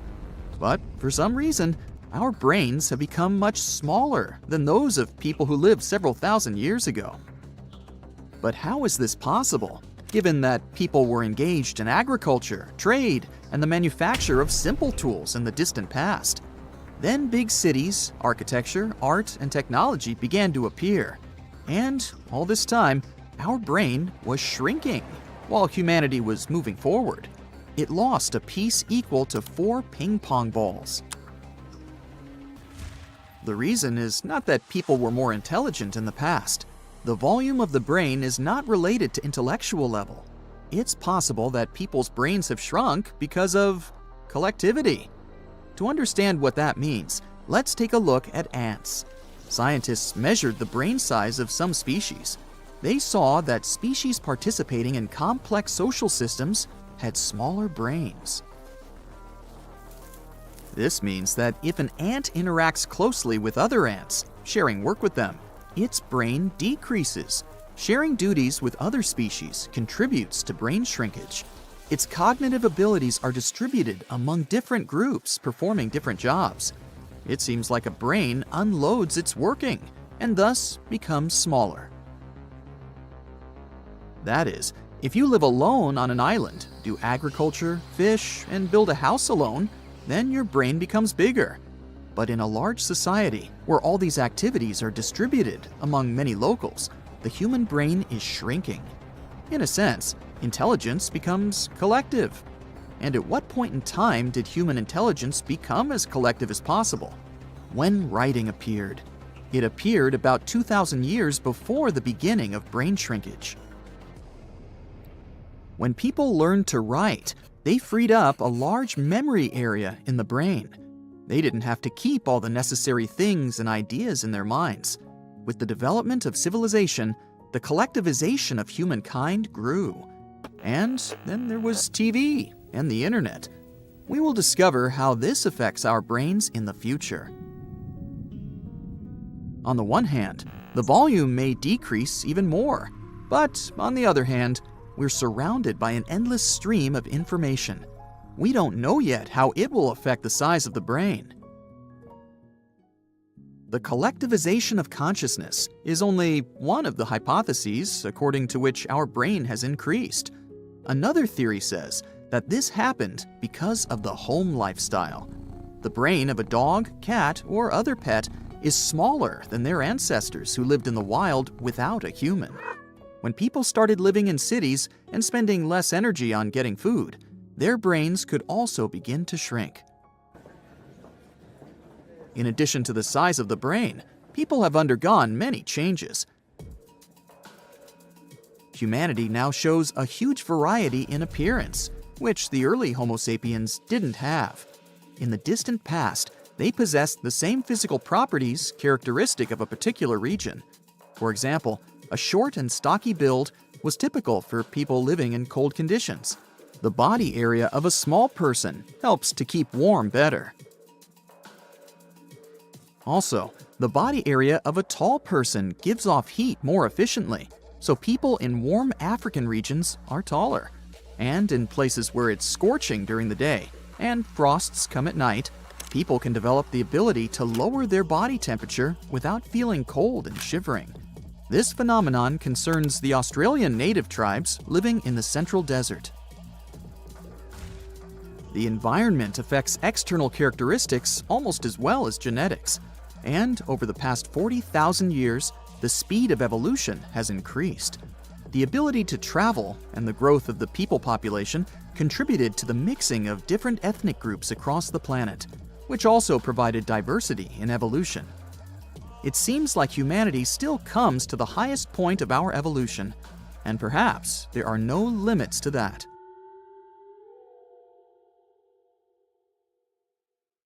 Imagine you've booked a tour through the jungles of Costa Rica. All of a sudden, you stumble upon a huge stone sphere, nearly the length of a king-sized bed in diameter. How on earth did it end up there? And what does it symbolize? You immediately ask your guide. He's not as amazed as you are, and tells you that there are actually several hundreds of them scattered across the south of the country. The mysterious stone spheres don't have an official name. The locals simply call them las bolas, which means balls in Spanish, while historians refer to them as Diquis spheres, after the culture that produced them. Scientists have studied the sediment layers of the Earth around them and estimate that the earliest were made around the year 600 CE, and the newest ones date to the year 1000 CE. Many of the spheres were relocated after their initial discovery, and that's why archaeologists can't date them precisely. The Diquis culture completely disappeared shortly after they were discovered by the Spanish in the 16th century. Unlike the Mayas and the Aztecs, the myths or legends of these peoples didn't survive, so they cannot explain the existence of the mysterious orbs. More than 300 of these objects have been discovered so far, with some being smaller than 1 inch in diameter, and the largest measures 6.6 feet in diameter, standing taller than most humans. Although there are ones made from limestone, most spheres were carved out of a coarse version of basalt, a type of rock that forms when lava cools rapidly. Some orbs weigh up to 15 tons, and in most cases, their surface is smooth to the touch, although there are coarse, mostly unfinished pieces. If we throw away the theory that river erosion naturally sculpted the spheres, the ancient people seem to have created them by hammering boulders with other rocks. Once they got the rough shape they were aiming for, they would polish the rock to perfection, using techniques such as controlled fracture and grinding. The mysterious spheres are located in the Diquis Delta, on the coast of the Pacific Ocean. Most of them can be found in a place called Farm 6, which, alongside 3 other sites, was proclaimed a UNESCO World Heritage Site in 2014. The area contains other finds from the pre-Columbian era, such as paved areas, burial sites, and mounds. For centuries, the stone balls were hidden under a thick layer of sediment that protected them against the elements and looters until they were unearthed during the 1930s. The company that owned the land was clearing the rainforest for banana plantations when they stumbled upon these unusual stone constructions. Some were damaged by bulldozers, and some by workers trying to pry them open, as they believed there was gold hidden inside. It took a while before the authorities intervened to stop further damage to the finds. Doris Stone, the daughter of an executive of the company that owned the land, was the first to study the spheres. In 1943, she published an article in a leading American archaeological journal, turning the world's attention to the orbs. Expeditions soon followed, and archaeologists were immediately able to determine that the stone formations were human-made, probably created by the ancient indigenous population of Costa Rica. To this day, no one has been able to fully explain their function in a scientific way. It means there's still room for some wild theories about the sphere's origins and true purpose. The most popular theory in the scientific community is that the stone spheres served as decorations and status symbols, as many of them were found near the houses of chieftains. Local tribal leaders were also laid to rest with some of the smaller balls, so these stone formations were definitely associated with power in some way. Chiseling a boulder to perfection involved a lot of labor and planning, and only powerful individuals could afford it at the time. The other popular theory is that the boulders were used for astronomical observations. Individual spheres represented stars or planets, like a primitive map of the night sky. Since they were perfectly round, it was easy to roll them around. Before the jungle engulfed them, the area where they were found was a flat alluvial plain, ideal for rolling large boulders around. Another version of this theory suggests that the stones were used as boundary markers, much like modern border stones, which are also mostly made from stone. Finally, legends from other tribes that lived in the area tell of how the spheres were cannonballs that the deity of thunder used to drive away the deity of winds and hurricanes. We still don't know the original purpose of the Costa Rican spheres, but they remain an important part of the country's national identity. The National Museum in the Costa Rican capital, San Jose, has 6 of them in its courtyard. Many other spheres have become prized garden decorations for wealthy Costa Ricans. There's even one at Harvard University. More than a millennium after they were created, the mysterious stone spheres of Costa Rica are still associated with power and wealth. In terms of numbers, the stone orbs are not perfectly round. They are rated as nearly perfect, at 96% spherical in shape. And while even that is pretty impressive, the spheres of Costa Rica are not the only ones of their kind. Nearly a decade ago, workers came across mysterious giant stone spheres deep underground in a coal mine in northern Asia. The surface of the spheres, which measured a little over the length of a human footstep in diameter, was unusually smooth, and people tried to explain it somehow. Some were certain they were out of this world, and others suggested the spheres were actually petrified dinosaur eggs. Scientists quickly put an end to further discussion, as it turned out that the mysterious spheres were concretions. Those are rock formations that take millions of years to form deep underground. Think of a pebble that picks up snow as it rolls down a hill. That's how concretions are made. Groundwater, rich in sediment and minerals, flows around the sediment, slowly shaping it into a perfect orb. The process is quite common in nature, but most concretions are fairly small. The spheres found in the coal mine grew to their size in the mineral-rich ground, and they were big enough to get the press and the general public interested. Another possible case of concretions is the massive stone spheres found in the Visoko Valley in Bosnia.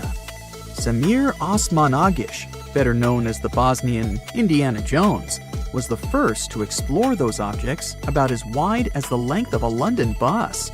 He believes the stone spheres were carved by a lost civilization that lived in the area 1,000 years ago. The reddish color of the orbs, though, is proof to geologists that they are indeed concretions, rich in iron content. The Moki marbles, found in rural Utah, are similar in color to the Bosnian spheres. These tiny concretions are the size of toy marbles and consist of a sandstone core and a shell made out of hematite, an iron ore. In South Africa, miners have come across Klerksdorp spheres, which are similar in shape and size to Moki marbles. The only difference is that these ones formed inside volcanic sediments and ash. The most intriguing among human-made tiny spheres are probably the orbs found on several Greek islands. Scientists discovered 700 stones smaller than golf balls near the Bronze Age site of Akrotiri on the island of Santorini. They believe that the finds were between 3,600 and 4,500 years old. When they compared all the stones' variations in size and color, the archaeologists concluded that these enigmatic stones could have easily been the oldest board game ever made. With the help of artificial intelligence, scientists are now trying to work out the rules of this game. You know, scientists make discoveries that change the world, but even they can face mysteries. Here are 10 things that have baffled scientists. Imagine that you constantly hear a low-frequency hum, and no one can trace its source. Roughly 4% of the world's population hears the hum. It's a geography-free sound. I mean, people all around the world hear it, so the name varies from Tao's hum to Auckland hum, depending on the region where it gets generated. The sound is just on the threshold of human hearing. People hear it less when they're outside, and it gets louder indoors, especially at night. What's even scarier is that you cannot unhear it once you've heard it. Some folks say it started in London around the time of Charles Dickens, who wrote A Christmas Carol, and the low-frequency sound actually comes from the humbug. Or not. Actually, the earliest cases were recorded in Bristol, UK, dating back to the mid-1970s. Scientists have various theories about where the hum comes from and why only some people can hear it, yet they don't have a clear answer. It could occur when ocean waves move along the ocean floor. They shake the Earth when they collide with continental shelves. Or this might be happening because of volcanic eruptions and earthquakes. Oh, and how about ultra-low frequency radio signals used to communicate with submarines or even 5G? Upsweep is another type of unidentified sound. It was discovered in 1991 in the Pacific Ocean. The sound is high enough to be recorded throughout the ocean. Scientists theorize that the sound could be related to underwater volcanic activity. Interestingly, the volume of the sound has been diminishing compared to its volume when it was first discovered, yet it still can be detected. Plus, it's seasonal. It reaches its highest volume in spring and fall. Is it related to seasonal changes? No one really knows for sure. The next mysterious thing is a cone-shaped monument found in the Sea of Galilee in Israel. This monument was discovered accidentally by sonar scanning in 2003, but the findings were published only in 2013. The monument weighs 60,000 tons. It was once submerged by rising waters. Archaeologists say the monument is enigmatic because they can't figure out where it's from. They don't know what it's connected to or its function, so this big and unusual thing remains a mystery. Now let's move to Gobekli Tepe, Turkey.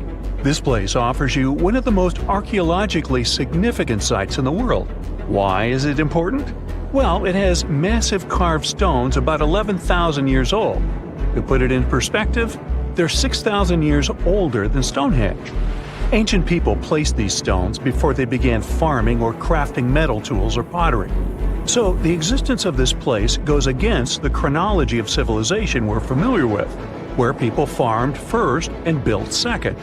Apparently, it wasn't like that. In any case, a good question is, what was the purpose of this site? Was it built to worship some spirits? Yep, archaeologists believe it might be the world's oldest temple. Okay, say this with me. Paleodictyon notusum. Yeah, I know it sounds like a chemical formula. This is a living fossil found deep down on the ocean floor. A creature makes these hexagonal burrows, that for sure. Yet scientists can't identify the artist. Now, what do I mean by living fossil? Well, Paleodictyon notusum is a creature believed to produce a burrow nearly identical to Paleodictyon fossils. Is it a worm-like animal that made them? Scientists don't know. One thing is clear, this isn't some random stuff created by geological forces. Now, speaking of fossils, take a look at this giant one. Its informal name is Godzilius. It was discovered in 2011 by an amateur paleontologist. This is a scientist who studies the history of life on Earth by analyzing fossil records. Anyway, back to Godzilius. It's almost 7 feet in length and 9 feet tall if you were to measure it upright. This fossil is 450 million years old, coming from the time when Cincinnati was underwater. It might be a fossilized algae mat, but some scientists have different opinions. This is a massive tunnel found in South America. The tunnel is at least 8,000 to 10,000 years old. At first, researchers discovered a couple of colossal burrows. They were enormous and neatly constructed. Geologists were amazed, saying they had never seen such structures before. There's no known geologic process to explain their formation. I mean, researchers have known about the burrows since the 1930s, but back then they believed that these tunnels were just some sort of archaeological construction, until they discovered huge claw marks on the walls and ceiling. They reasoned that some extinct species could be the ones to have left these marks. Many geologists strongly believe they found the burrows of giant ground sloths and armadillos. The structure is the largest known burrow from the Paleolithic age in the Amazon. Yet experts have many questions. How come such a deliberate-looking structure could form naturally? A researcher then discovered another strange cave. This one was hundreds of miles away from the massive tunnel.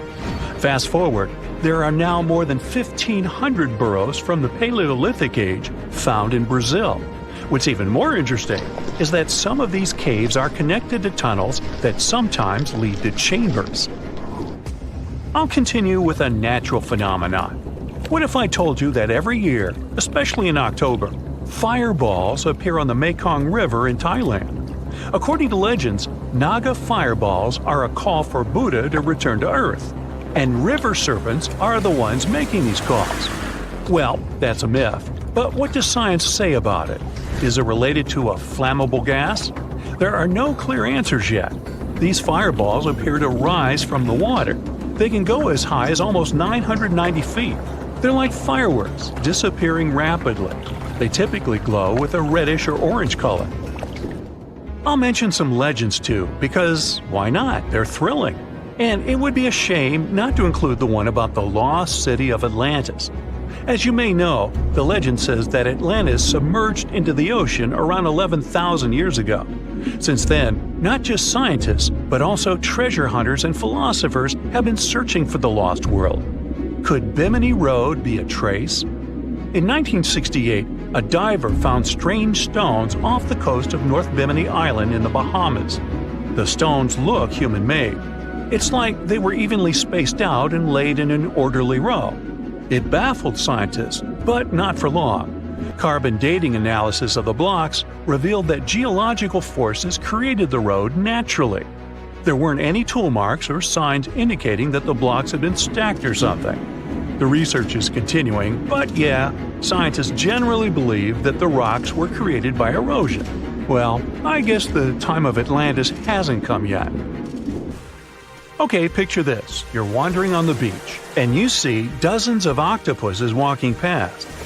In 2017, a group of people from Wales witnessed exactly this. Why did these creatures come out of the ocean? No one knows the answer. The group reported that they had seen 20 to 30 octopi crawling on the sand. The people looked for some signs of injury, but found nothing. They said that they had carried the animals back to the ocean. Interestingly, these creatures kept crawling onto the shore when people were asleep. Experts say that it's hard to be sure of the reason that pushed the animals to the beach without conducting a physical examination. They're still speculating about the reason behind this unusual and rare occurrence. Could it be overcrowding? Furthermore, the octopi were well armed. A separate study points out that the more fishers hunt large animals that feed on octopuses, the more the octopus population grows. Maybe that's why these creatures have to go farther to find food or shelter. But without proper research, these are only theories. There's a lot we don't know about space, too. So here's a bonus fact about the yellowish source of life in the solar system.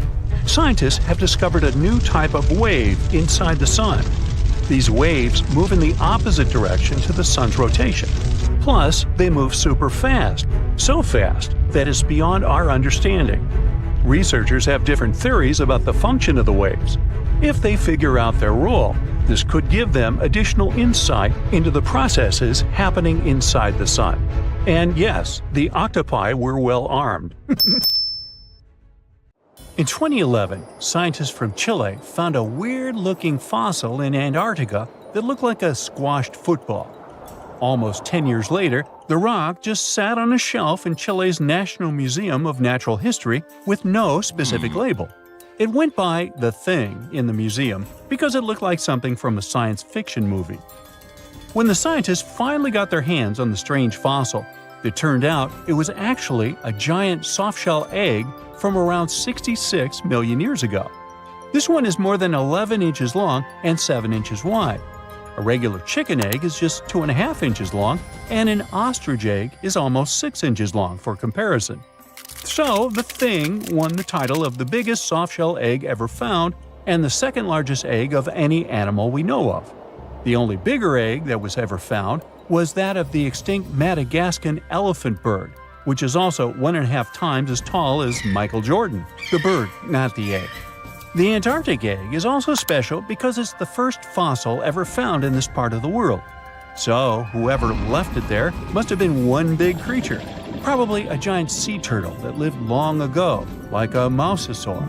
This is surprising because most scientists thought these creatures didn't even lay eggs, so this discovery could change what we know about them. The egg is also unique because it has a thin eggshell and no pores, which is totally different from most dinosaur eggs. It actually looks more like the eggs of lizards and snakes, but it came from a giant creature related to these animals. No known dinosaurs or flying reptiles from that time and place were big enough to lay such a huge egg, so it must have been a mosasaur after all. But we can't be 100% sure. Scientists did a lot of work and studied 259 types of living reptiles, like lizards and snakes, and their eggs. From this, they figured out that the mommy who laid the egg was probably at least 23 feet long, not counting her tail. During the late Cretaceous period, this part of Antarctica might have been like a nursery. Paleontologists have found bones of tiny mosasaurs and plesiosaurs in the same area, along with bones from the grown-up ones. Archaeologists in Norway made another cool but literally discovery and found dozens of arrows that had been hidden in ice for 6,000 years. They were melting out of a large ice patch in the high mountains, covering an area of about 45 football fields. In 2014 and 2016, when the summers were extra warm, scientists went to an ice patch called Langfoni to look around. They also found lots of reindeer bones and antlers there. Some of the arrows were whole and some in pieces, along with 5 arrowheads around the melting ice patch. This is more arrows than have been found at any other frozen site in the world. Some of the 68 found arrows date back to the Neolithic period, and the newest ones are from the 14th century of the Common Era.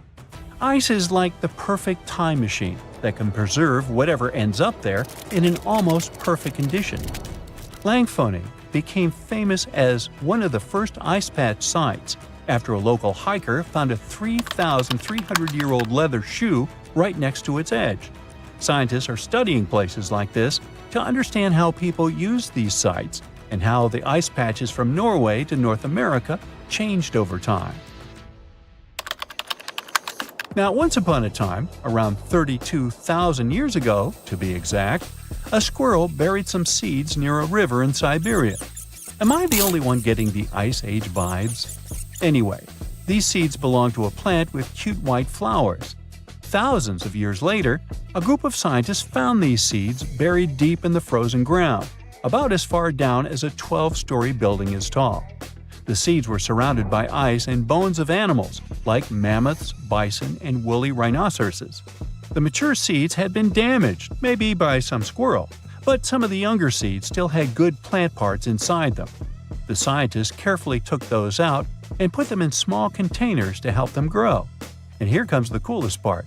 They were able to grow the plants. Their flowers were shaped a little differently from the flowers of the same plant that grows today.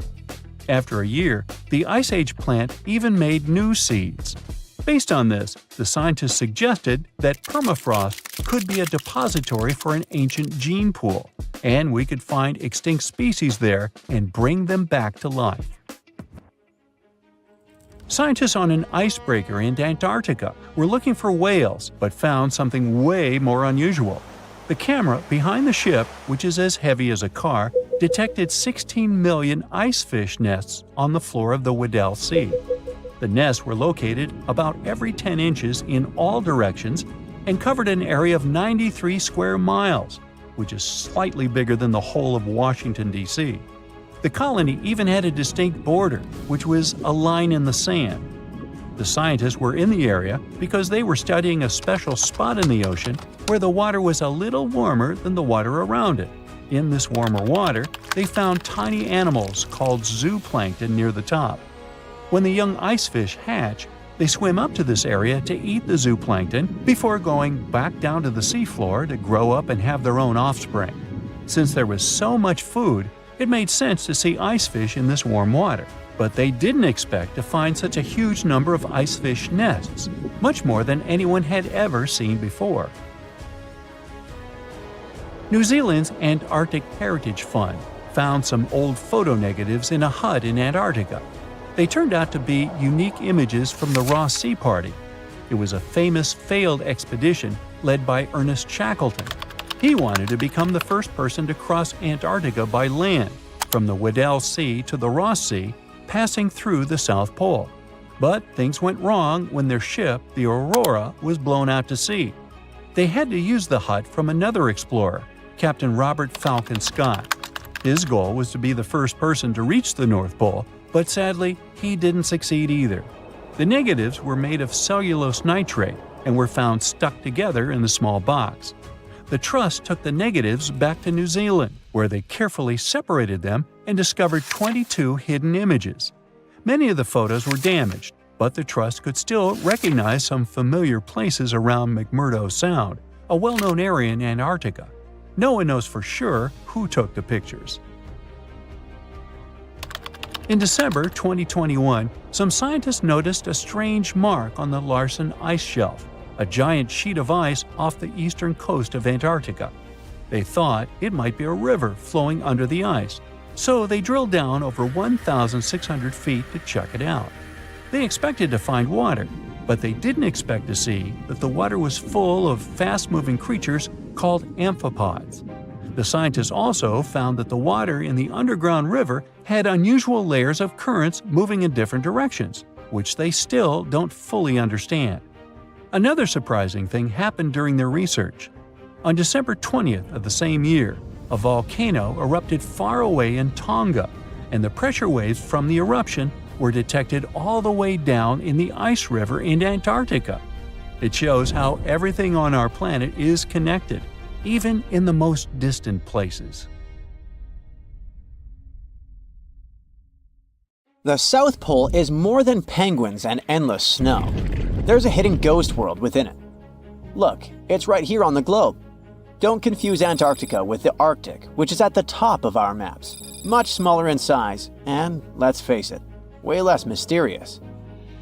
The ice sheet covering Antarctica is about 1 to 3 miles thick, which is up to 16 Eiffel Towers stacked on each other. This massive blanket hides the true features and contours of Antarctica's land. We still don't know much about this mysterious continent, and it is ice and snow that are to blame. We still don't even know the true shape and size of this continent. Mapping Antarctica without some huge shovels is an incredibly hard task. But satellites learned to penetrate the ice with their cameras. And now we know there's actually an enormous, dramatic ancient landscape beneath the snow. The ghost of the past. About 90 million years ago, Antarctica was a much warmer place. It was actually a lush rainforest with tons of plants and probably teeming with life. It even had rivers flowing through it. Then the ice came. This happened about 34 million years ago, during the transition from the Eocene to the Oligocene, when our planet cooled significantly. It was the beginning of one of our several ice ages. The land remained, but now was hidden under ice and snow that got thicker and thicker. To a regular eye, Antarctica turned into a white desert, vast, flat, and featureless. Time went on. This massive ice sheet moved around, smoothing and shifting the ground beneath it. Over the millions of years, it changed what the land looked like. Now, if we looked under the ice, it wouldn't hold any signs of the original South Pole, except for one place. In areas where the ice is especially thick and doesn't move much, like in East Antarctica, it has actually worked the other way around. It became like a super thick blanket that protects the land. Normally, things like wind or rain slowly wear away the ground over time, changing its shape. But since we have this protective ice blanket, It prevents these natural processes from reaching the stuff underneath. So, the ground stayed almost the same for millions of years, like it's been frozen in time. This special area near the Aurora and Schmidt subglacial basins has become the ghost of Antarctica's landscape. This place was barely touched even since it was first covered in snow 34 million years ago. This is a historical footprint, a place that can tell us what Antarctica's ground looked like before it became a freezing nightmare. As scientists peered under East Antarctica, they saw an amazing ghost.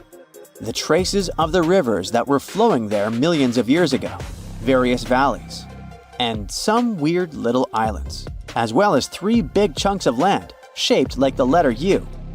Hey, what's that all about? You see, the continents on our planet are moving constantly, sliding along the red-hot lava mantle like cereal on milk. Over history, they came together and broke apart several times. Hundreds of millions of years ago, several continents were a part of one enormous Gondwana. Antarctica was one of them. It used to be one huge landmass. But when Gondwana broke apart, the poor continent got stretched by tectonic forces. Parts of land were pulled away from each other. Whoosh! And they got torn apart. And that's how we got these big chunks or blocks of land under thick layers of ice. In any case, scientists now want to explore this ghost a bit more. But to study it deeply, they need to actually drill down through the ice, like using a straw to get to the bottom of a thick shake. This will help them pick up some rocks and dirt from way below to learn more about the Earth's history and climate. Antarctica is the 5th largest continent in the world, approximately bigger than the entirety of Europe or Australia, competing with the entire South America in size. Aside from East Antarctica, we discussed there are several more regions: Antarctica Peninsula, South Pole, West Antarctica, and the Ross Sea. The continent is basically a frozen sandbox, and all its hidden, mysterious landscape is actually less explored than Mars's terrain. We only know for sure that without ice, it wouldn't just be flat and empty, but an entire world full of big mountains, huge canyons, and even fiery volcanoes. Some of these volcanoes are so huge that they peak above the layers of snow. In West Antarctica alone, there are at least 138 volcanoes, though only about 8 or 9 are active today. One of the craziest ones is Mount Erebus, the southernmost volcano and the tallest one on the continent, about 12,500 feet high. And deep beneath the ice sheet, this guy hosts incredible, beautiful subvolcanic caves. The temperatures there are warm enough for t-shirts. The Antarctic Peninsula, or Lesser Antarctica, looks like a bunch of mountainous islands deeply underground. It has newer volcanic rocks that are part of the Pacific Ring of Fire, which is like a giant circle of volcanoes and earthquake zones around the Pacific Ocean. The Greater Antarctica is a huge part, almost as big as Australia. It consists of East Antarctica and the South Pole. Beneath the ice, it's a place of rocks that have been around for a very, very long time, including the special zone we mentioned. You probably know that Antarctica is nearly devoid of humans. No wonder, with a mean temperature of about -46 degrees Fahrenheit. But even though this place is horrifyingly cold and deserted, life still clings on. You guessed it, in the underworld. In 2017, scientists found DNA traces of algae, moss, and even possibly unknown small animals in the deep caves. That means that even in such crazy conditions, there are still unique ecosystems thriving in little isolated warm pockets beneath the snow. There was another incredible find beneath Antarctica's Ross Ice Shelf, a lively ecosystem vibing within an underground river. Scientists have long suspected that Antarctica's underworld should have some freshwater lakes and rivers. One day, a satellite spotted a groove there. They decided to explore it and used a hot water drill to melt their way through the ice. As they reached the underworld, they dropped a camera into one of those hidden fresh rivers. And at first, they thought they'd find just some rocks or something. But instead, they stumbled upon hundreds of amphipods, tiny shrimp-like creatures. Little ones instantly swarmed around the lens. Shrimps blocked the camera and scientists couldn't check out what they wanted to. Pretty funny, but at least that means that there really is an important ecosystem deep within Antarctica. Now, they're gonna explore it. And all this is just the beginning of the mysterious underworld. Antarctica's snow also hides the deepest canyon on Earth under the Denman Glacier. Well, Mariana Trench is still the deepest point on Earth, but it's a part of the oceanic crust, geologically speaking. Also, in 1958, explorers found a huge mountain range under the ice, as big and tall as the famous Alps Mountains. The range stretched for about 745 miles with peaks as high as 1.7 miles. And all this magnificence is buried under tons of ice. Who knows what else we might find there? Antarctica holds about 60% of our entire planet's freshwater, which means it would be pretty bad if it melted. For example, there's this Doomsday Glacier, officially known as Thwaites Glacier. It's a huge ice formation, about the size of Florida, and it's melting right now. Every year, the sea levels rise by 4% because of it. If this guy melts away completely, the sea levels all around the world will increase by 2 feet, which might not sound like a lot, but it would be catastrophic for coastal areas. Luckily, researchers have found that even if its ice shelf were to collapse in the next 50 years, the glacier itself wouldn't retreat as quickly as they feared. It's still losing ice rapidly, but it would be quite a slow process. Over millions of years, our planet has changed a lot. Ice ages, shifting tectonic plates, global floods, meteorites. Whole species of animals have come and gone over millennia. At some point in all of this, we humans came along. Now imagine a place that was cut off from the rest of the world for 5.5 million years, possibly much more. A place that no human had ever set foot in before. In 1986, we finally found it, Movile Cave. You head to the airport and buy a ticket to Romania. Next, you rent a car and drive southeast. You're looking for Constanța County, right near the Black Sea. Your phone says you're there, so you stop the car and look around. You're in the middle of a deserted field, nothing but a wide, lifeless plain. Then, you see it. A hole in the ground. As you move closer, you realize it's a shaft that leads deep down into the Earth's crust. Before you descend into the darkness, you take a rope, a hard hat, a powerful flashlight, and an oxygen tank. Don't forget to wear your protective suit and oxygen mask. You climb down slowly and look around. It's pitch dark below you, and you feel a little uneasy. But something's off. The darkness. It's not cold. Warm air wafts up from the depths. Finally, you feel the ground under your feet. You look around and see a lot of tunnels ahead that lead into the depths of the cave. The tunnels are covered with dry clay. Moving forward on all fours, you notice something. The air is getting warmer and wetter. You come out of a narrow tunnel and find yourself in a huge cave with a lake in the center. Now for the hard part, you have to dive in. The moment you get in the water, you get attacked by the smell of rotten eggs. You've just touched sulfide water, and now smelly hydrogen sulfide is everywhere. That's not all. The cave is also filled with carbon dioxide. Normal fresh air on the surface is about 20% oxygen, but here it's only 10%. Not enough for us to survive without our trusty oxygen tank. Still, all those other gases give you a nasty headache. You turn on your flashlight to full power and dive under. Somehow, you need to swim through these narrow underwater rifts. There are a lot of them. It looks like an underwater maze. You're a little worried, but your O2 tank is still pretty full. You squeeze through the rifts and finally find an open area. You freeze. From above, below, from all sides, you start to hear the sound of crawling creatures. The flashlight beam catches thousands of slippery, fast insects. This cave contains 48 species, 33 of which are completely new to us. Strange white snails crawl along the walls, and transparent shrimps, even small leeches, swim in the water. White centipedes with huge whiskers and transparent spiders shuffle around under your feet. There are even 2 species of scorpion, as if you weren't scared enough. Water scorpions, and another kind, as yet unidentified. It's not exactly your typical desert scorpion. Actually, nothing around here looks normal. All the creatures here are white or transparent. They don't have eyes, just long legs and whisker antennas that help them navigate in the watery darkness. It's a sci-fi director's paradise. You couldn't make this stuff up.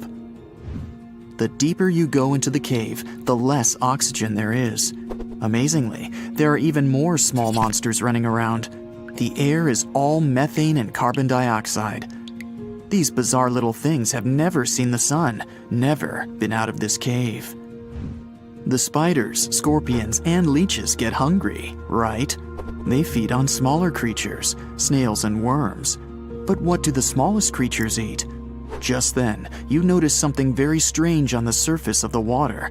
There's a gross white substance that looks like foam. You touch it carefully. It's like wet toilet paper, and it tears as soon as you touch it. But it's not foam or paper. It's billions of living organisms, bacteria, called autotrophs. These bacteria make food from carbon dioxide, but they don't make it from the air like plants or trees. They use water. It's called chemosynthesis. These tiny bacteria excrete their unused food, and bigger ones come along and eat it. Then the tiny snails and worms eat the big bacteria. A whole wacky, unique food cycle deep underground in a random cave in Romania. That's why you need that protective suit and mask. It's not just for your comfort and safety. Without the suit, you might accidentally leave behind some human bacteria from your skin or something. It could ruin the delicate balance of life in this underwater world.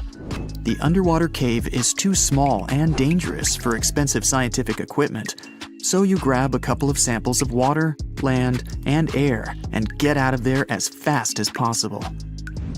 The cave hasn't been fully explored yet.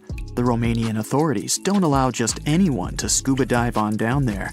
Let's see in a few years. Who knows what else they'll find? You're back at your fancy lab, and you start to understand why that cave is such a big deal. The conditions in Movile are almost the same as in the first years of Earth's existence. Back then, our world was shielded from the sun by a dense atmosphere. It's actually possible that the microbes found in the cave are the same ones that were around way back when life began. These bacteria could turn out to be incredibly useful. They oxidize the dangerous gases, methane, and carbon dioxide. Basically, they make them harmless. Thanks, little guys. Movile Cave isn't the only extreme place on Earth where life still finds a way to survive and thrive. Picture the Eiffel Tower in Paris. Now imagine 10 of them on top of each other. Now imagine drilling down that deep. Got it? Life still goes on, even this far down. There's almost no oxygen there. The pressure is insanely high, and it's hotter than the hottest desert. Welcome to the Nematode Empire. Nematodes are worms, and these wiggly dudes are tough as nails.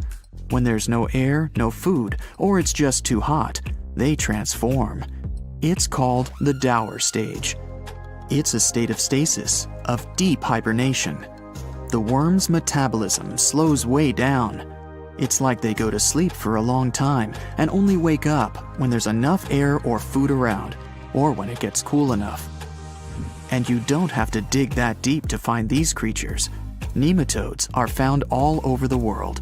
They live in hot springs, in deserts, high up in the mountains, in the harsh cold of Antarctica, inside animals, and even inside the human body. You don't have to travel to Mars to find out of this world scenery. There are places on Earth that look unreal. The Danakil Depression in Ethiopia is one of the hottest, driest, and most inaccessible places anywhere on Earth. It's a large desert that gets almost no rain, but there's still plenty of liquid around. It sits on 2 active volcanoes, so liquid hot magma often flows up from under the Earth's crust. There are also colorful lakes full of acidic water. The salt from the lakes reacts with volcanic minerals, making bizarre figures that look like the backdrop of a sci-fi movie. Toxic gases and chlorine vapors rise up from the lakes, making it one of the most dangerous places on Earth. You need a gas mask to survive, but life always finds a way. There are living things here, even in a lake so hot that the acidic water actually boils. Microbes live happily in the lakes and surrounding rocks. If something can survive here, who knows? You can find another tough survivor in the Lut Desert in Iran. They've just discovered a new and special kind of crustacean there. These creatures live in small lakes that appear from time to time thanks to desert rains. This species can survive for decades in dry sediments, just waiting for a tiny bit of water. So these are all very small life forms, but are you in the mood for some monsters? Scientists have just discovered them swimming in the waters off Antarctica. Massive sea spiders, huge starfish, transparent shrimp-like things. In 1 month, researchers found about 30,000 sea creatures, many of them never seen before. Who knows what else is down there? A girl, once and beautiful, ended up in a grave with a huge sickle across her neck. There were no signs of violence, no indications of any actual crime. Yet, someone was clearly terrified when they forced her into that grave. So scared that they even placed a padlock on the big toe of her left foot. They wanted her to stay in the tomb once and for all, fearing she might rise and take revenge on them. So, a whole community turned against a young lady who wasn't even over 20 years old, deeming her to be of ultimate danger. Do you see what I'm driving at? Let's test your historical knowledge. Who has been feared throughout human history to such an extent that commoners couldn't shake off that lingering sense of dread, even after their passing? If you say witches, warlocks, and vampires, you'd be completely correct. Just a little hint here. If you can't overpower someone physically, you can do it supernaturally. Well, that's at least what people used to think back in the 17th century. Not only was there a sickle and a padlock, but there were also signs of an attempt to twist the girl's corpse in the grave and turn it face down.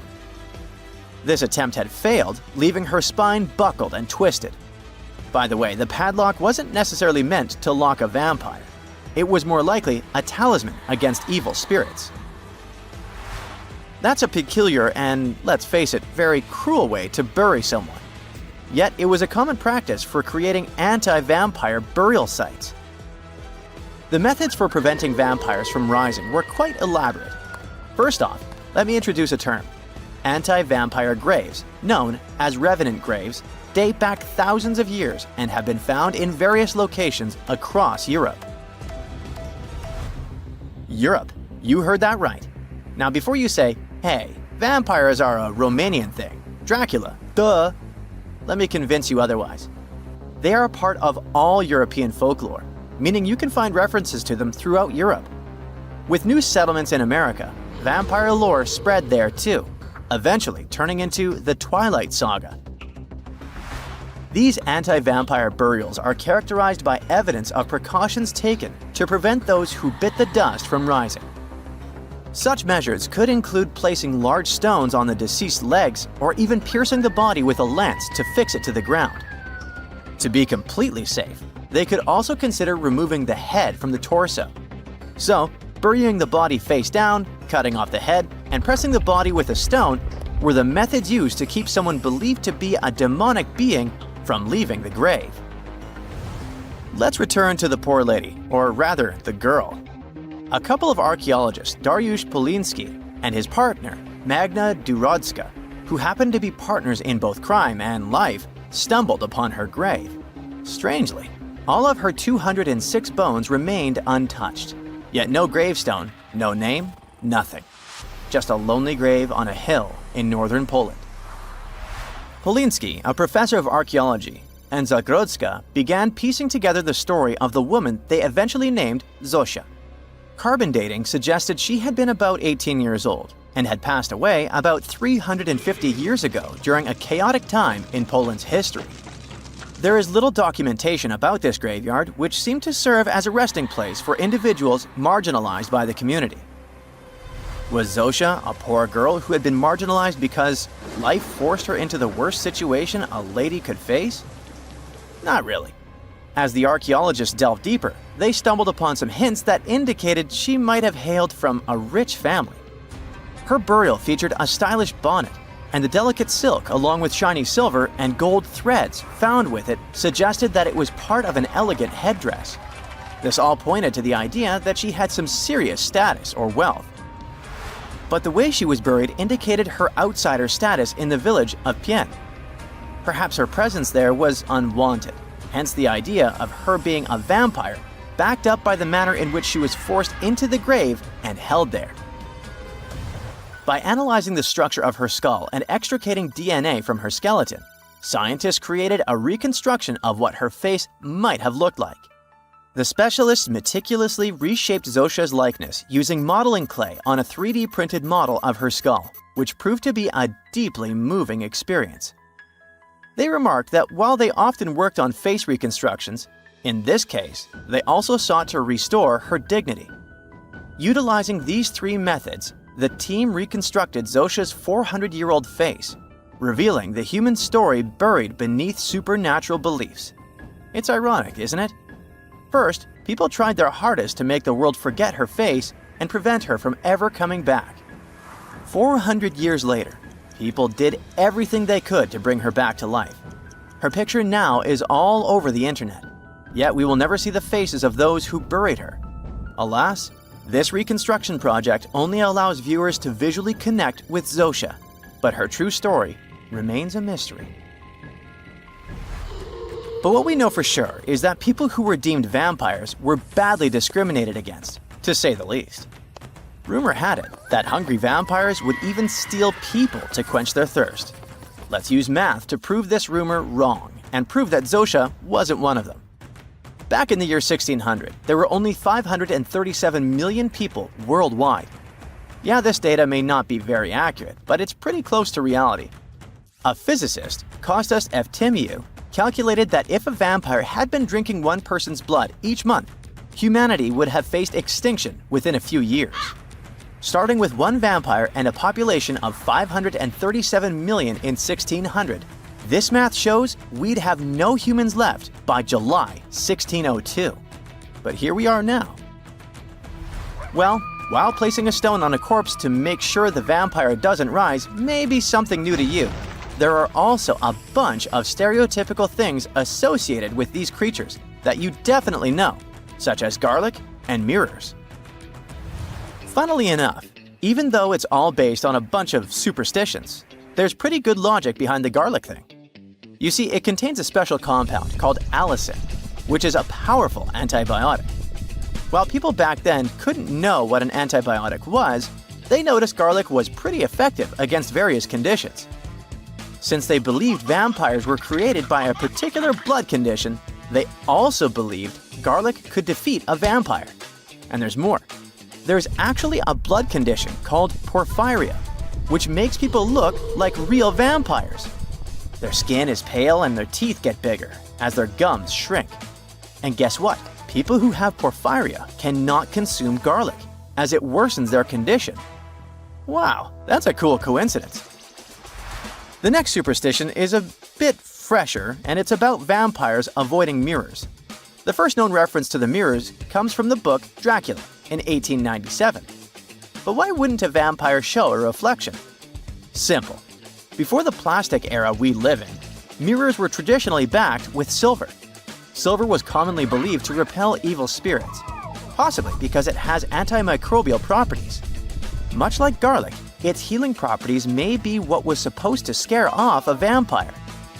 Another reason why suspected vampires may have avoided mirrors is the changes to their appearance from conditions commonly confused with vampirism, like porphyria and rabies. People afflicted with these conditions may have avoided looking in mirrors for that reason. causing others to assume that vampires avoided mirrors.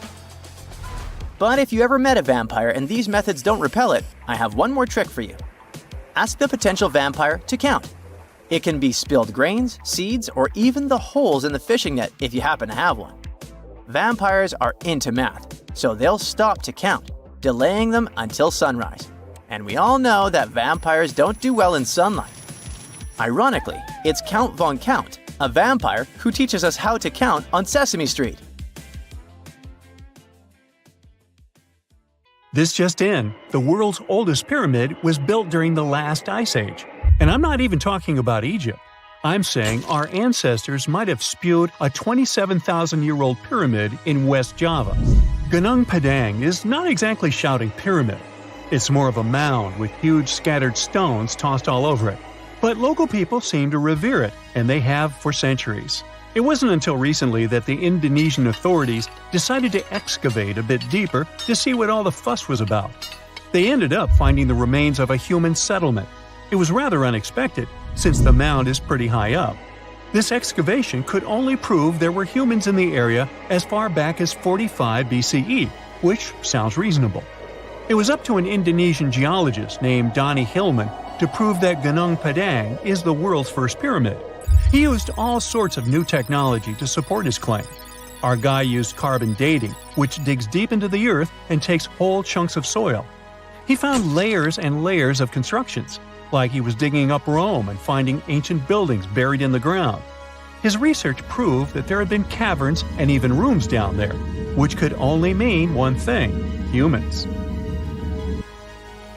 As for the rocks located up in the mound, they were most likely strategically placed by the people who lived there back in the day. They needed a place to meditate, so they arranged things in a harmonious way. Their smooth surfaces wouldn't be the result of years of erosion, but the works of great sculptures, the Michelangelos of their day, let's say. If this is all for real, then human civilizations began way before we think they did. Our ancestors, the Paleolithic humans, didn't have what it took to be considered a civilization, especially not the tools and knowledge to build pyramids. They needed a lot of masonry skills, which weren't all that available during the last ice age. His peers don't share this view, though. They could believe Hillman's theory if he had found evidence such as charcoal and bone fragments, but he didn't. Flint Dibble, another archaeologist, says that without concrete evidence of human activity, there's no proof of an actual pyramid. In this case, all the data proves is that the soil in the mound dates back to 27,000 years ago. He thinks the rocks on top of the mound just slipped down the hill, like rocks normally do. Only a complex society would have managed to build a stepped pyramid like they claim it was. But according to Bill Farley, an American archaeologist, there's just no reason to believe there were any settlements in Indonesia during the last ice age. Now, just so you know, the oldest known ancient society with this kind of knowledge is probably 11,000 years old and used to occupy the region of modern-day Turkey. Take a look, Turkey's Gobekli Tepe. It's also not a pyramid, but it's the oldest monolithic construction made by humans. Back in the Neolithic period, a lot of people settled there, and there are proofs for it. For example, the walls there are covered in ancient drawings of clothing and wild animals. Until recently, the title of the world's oldest pyramid went to a three-sided construction known as the Djoser Pyramid in Egypt. Djoser is located just a few miles south of the Giza complex in a town called Saqqara. It made its way to popular culture more than once. In the 18th century, it became a common feature in European paintings. Young men from the cultural elite did a grand tour around the world, and Saqqara was at the top of their list.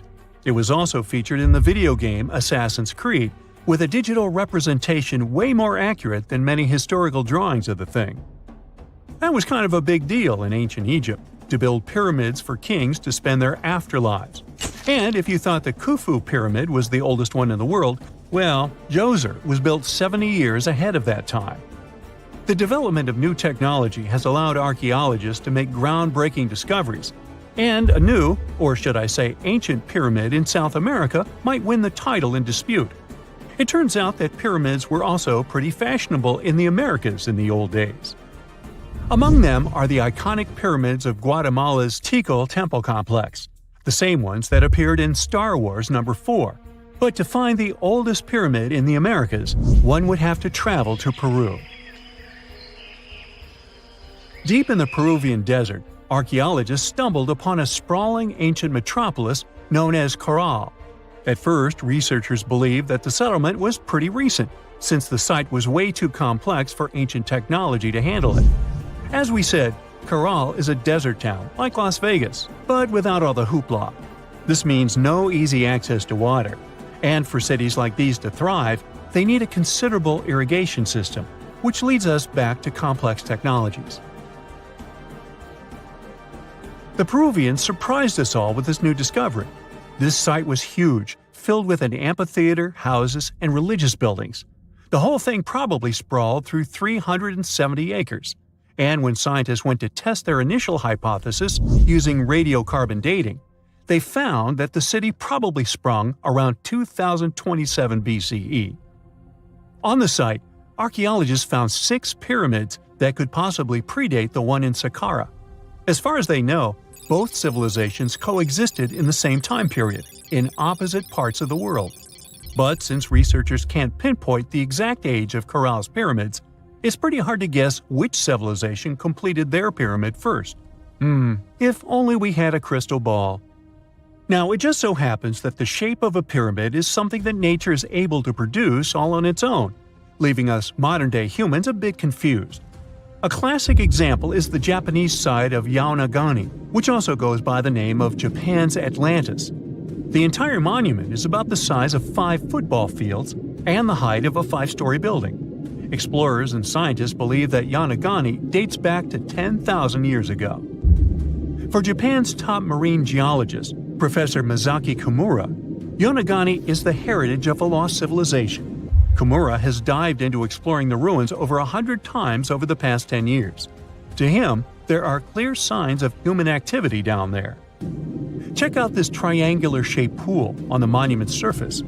Kimura thinks it's actual proof of humans, because this triangle-shaped concave is a historical symbol of water fountains in the region. As it happens with a lot of these cases, not all scientists are convinced the same. For many, Yaonagani is probably the result of thousands of years of erosion, and the fact that the monument is composed of one massive rock leads them to believe it is not really human-made. Sure, these huge basalt columns may look like the ruins of a palace, but they're most likely the result of the intense volcanic activity in the region. And speaking of natural formations that really look like a human made it, a pyramid on Mars has been a hot topic lately. Humans have been keenly trying to prove that there is life on Mars for quite some time. But some are stretching it really far, saying that little green or gray people built a pyramid on the planet to try and build their own civilization. This picture was taken over a decade ago by the Mars Reconnaissance Orbiter, the MRO, but it started to resurface recently. It shows what looks like a 3-sided pyramid. Some people claim that the smooth side of the pyramid could only be the effect of otherworldly work. Then science comes along and explains that Mars is home to one of the deepest canyon systems in the whole solar system. The so-called pyramid is located in what is known as the Kandor-Chasma region. This Martian region has a bunch of similar formations that are nothing more than the result